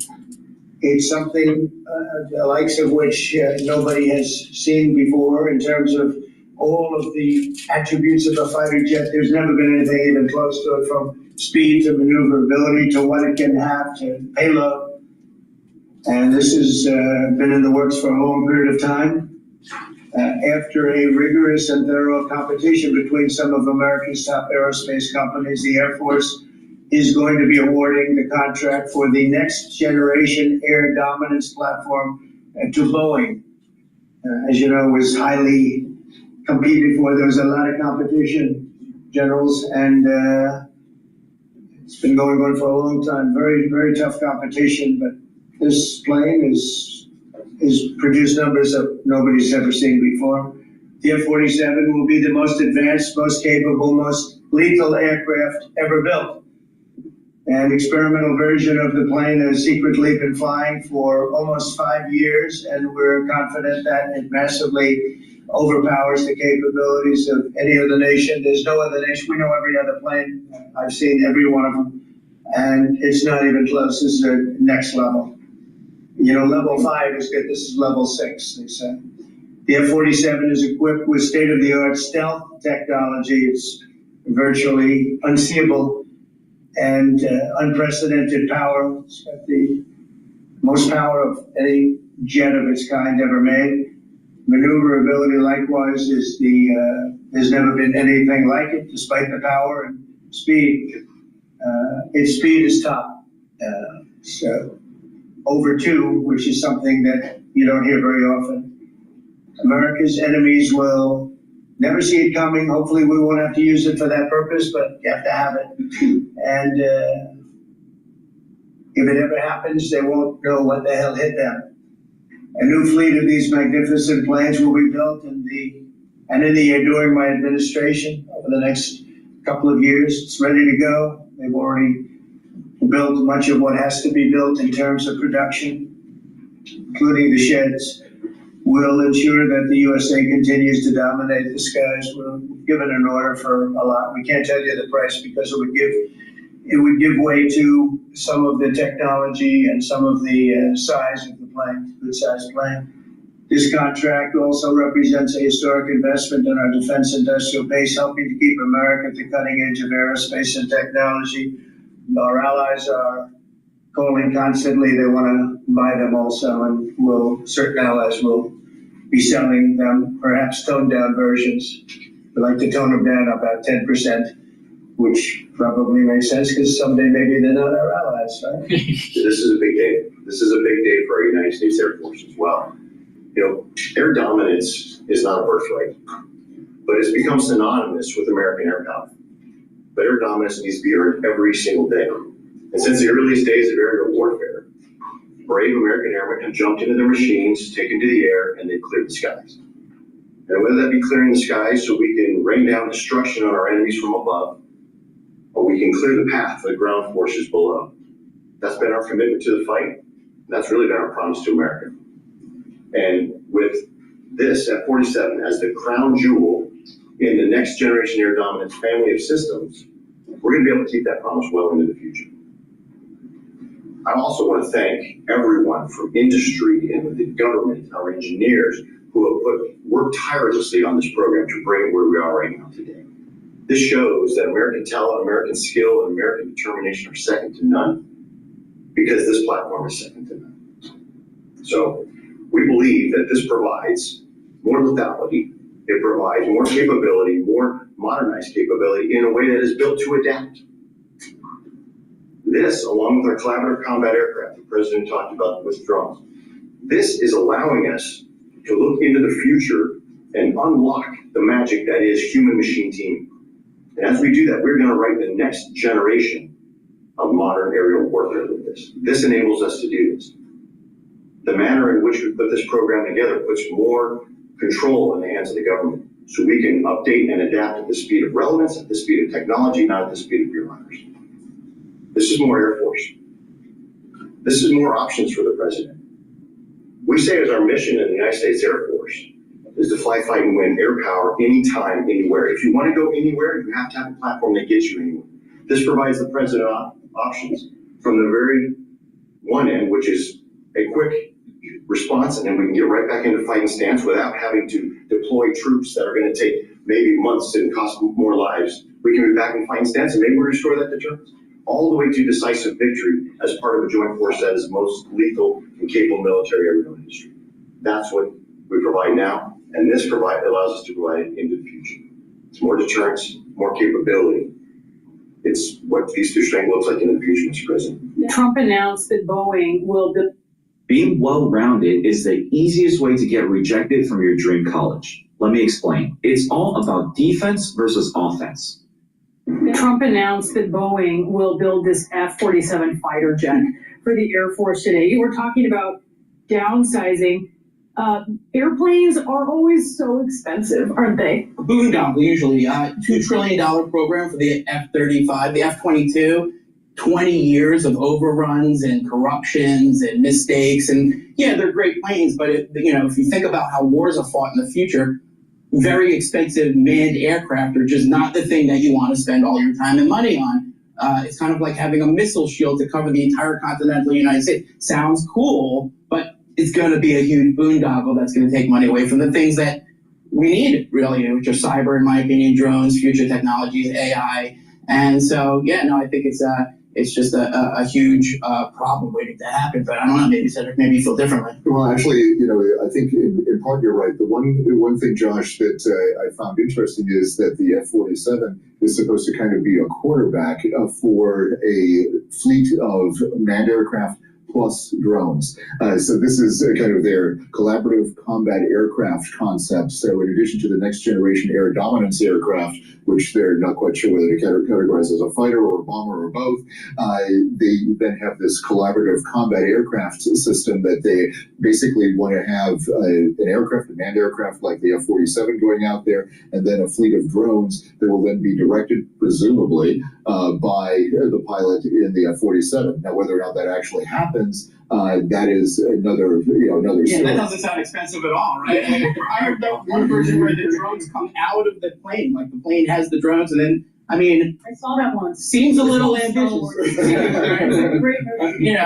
the Chinese, they announced their Generation 6 fighter, and that's why they're doing this, because the Chinese leaked the information about their fighter, so Trump has to combat it. So I get that in a propaganda kind of versus propaganda kind of way. But let's have a think about this before we spend another $2 trillion on planes. Well, and the thing is, Boris and Brianna, the idea here really should be to synchronize your war plans, your strategies, with the money that you spend, ideally, with the types of technologies that you're actually going to put out there. And Josh is absolutely right. The Chinese, what was it, about a month ago or so, they released videos of their purportedly sixth generation aircraft flying around, very mysterious looking planes that kind of fit the mold of what a sixth generation aircraft should look like in terms of stealth capabilities and potential quarterback, I'll call them, capabilities that you would have in a situation like this. So these are exciting technologies, but they have to be managed properly. And this is where a DOGE effort could potentially pay dividends in a situation like this. You also have to wonder about Boeing itself, given some of the issues that the company has recently had. We have to leave the conversation there, Colonel Cedric Layton, Josh Rogan. Appreciate you both joining us. Thanks so much. All right. Well, that's the broadcast today. Tonight, I am supposed to have a show with John Hogue. We're going to be doing a live stream on my website and on YouTube, and a simulcast taking questions from the audience from X Spaces. So please, if you would like to listen in or ask questions with John Hogue tonight at 10 p.m. New York time, all right, Eastern time, 10 p.m. tonight, we're going to take the audience's calls, and it's a fun show. All right, it's going to last for about 2 hours, from 10 to 12. Sometimes it goes a little longer than that. But please join the show tonight at 10 p.m. Eastern time. So thank you for the ones that have been listening on X Spaces. Greatly appreciate it. The ones that have been watching the live stream on my website, Rumble, or YouTube, thank you very much. Have a nice day, and hope to see you tonight.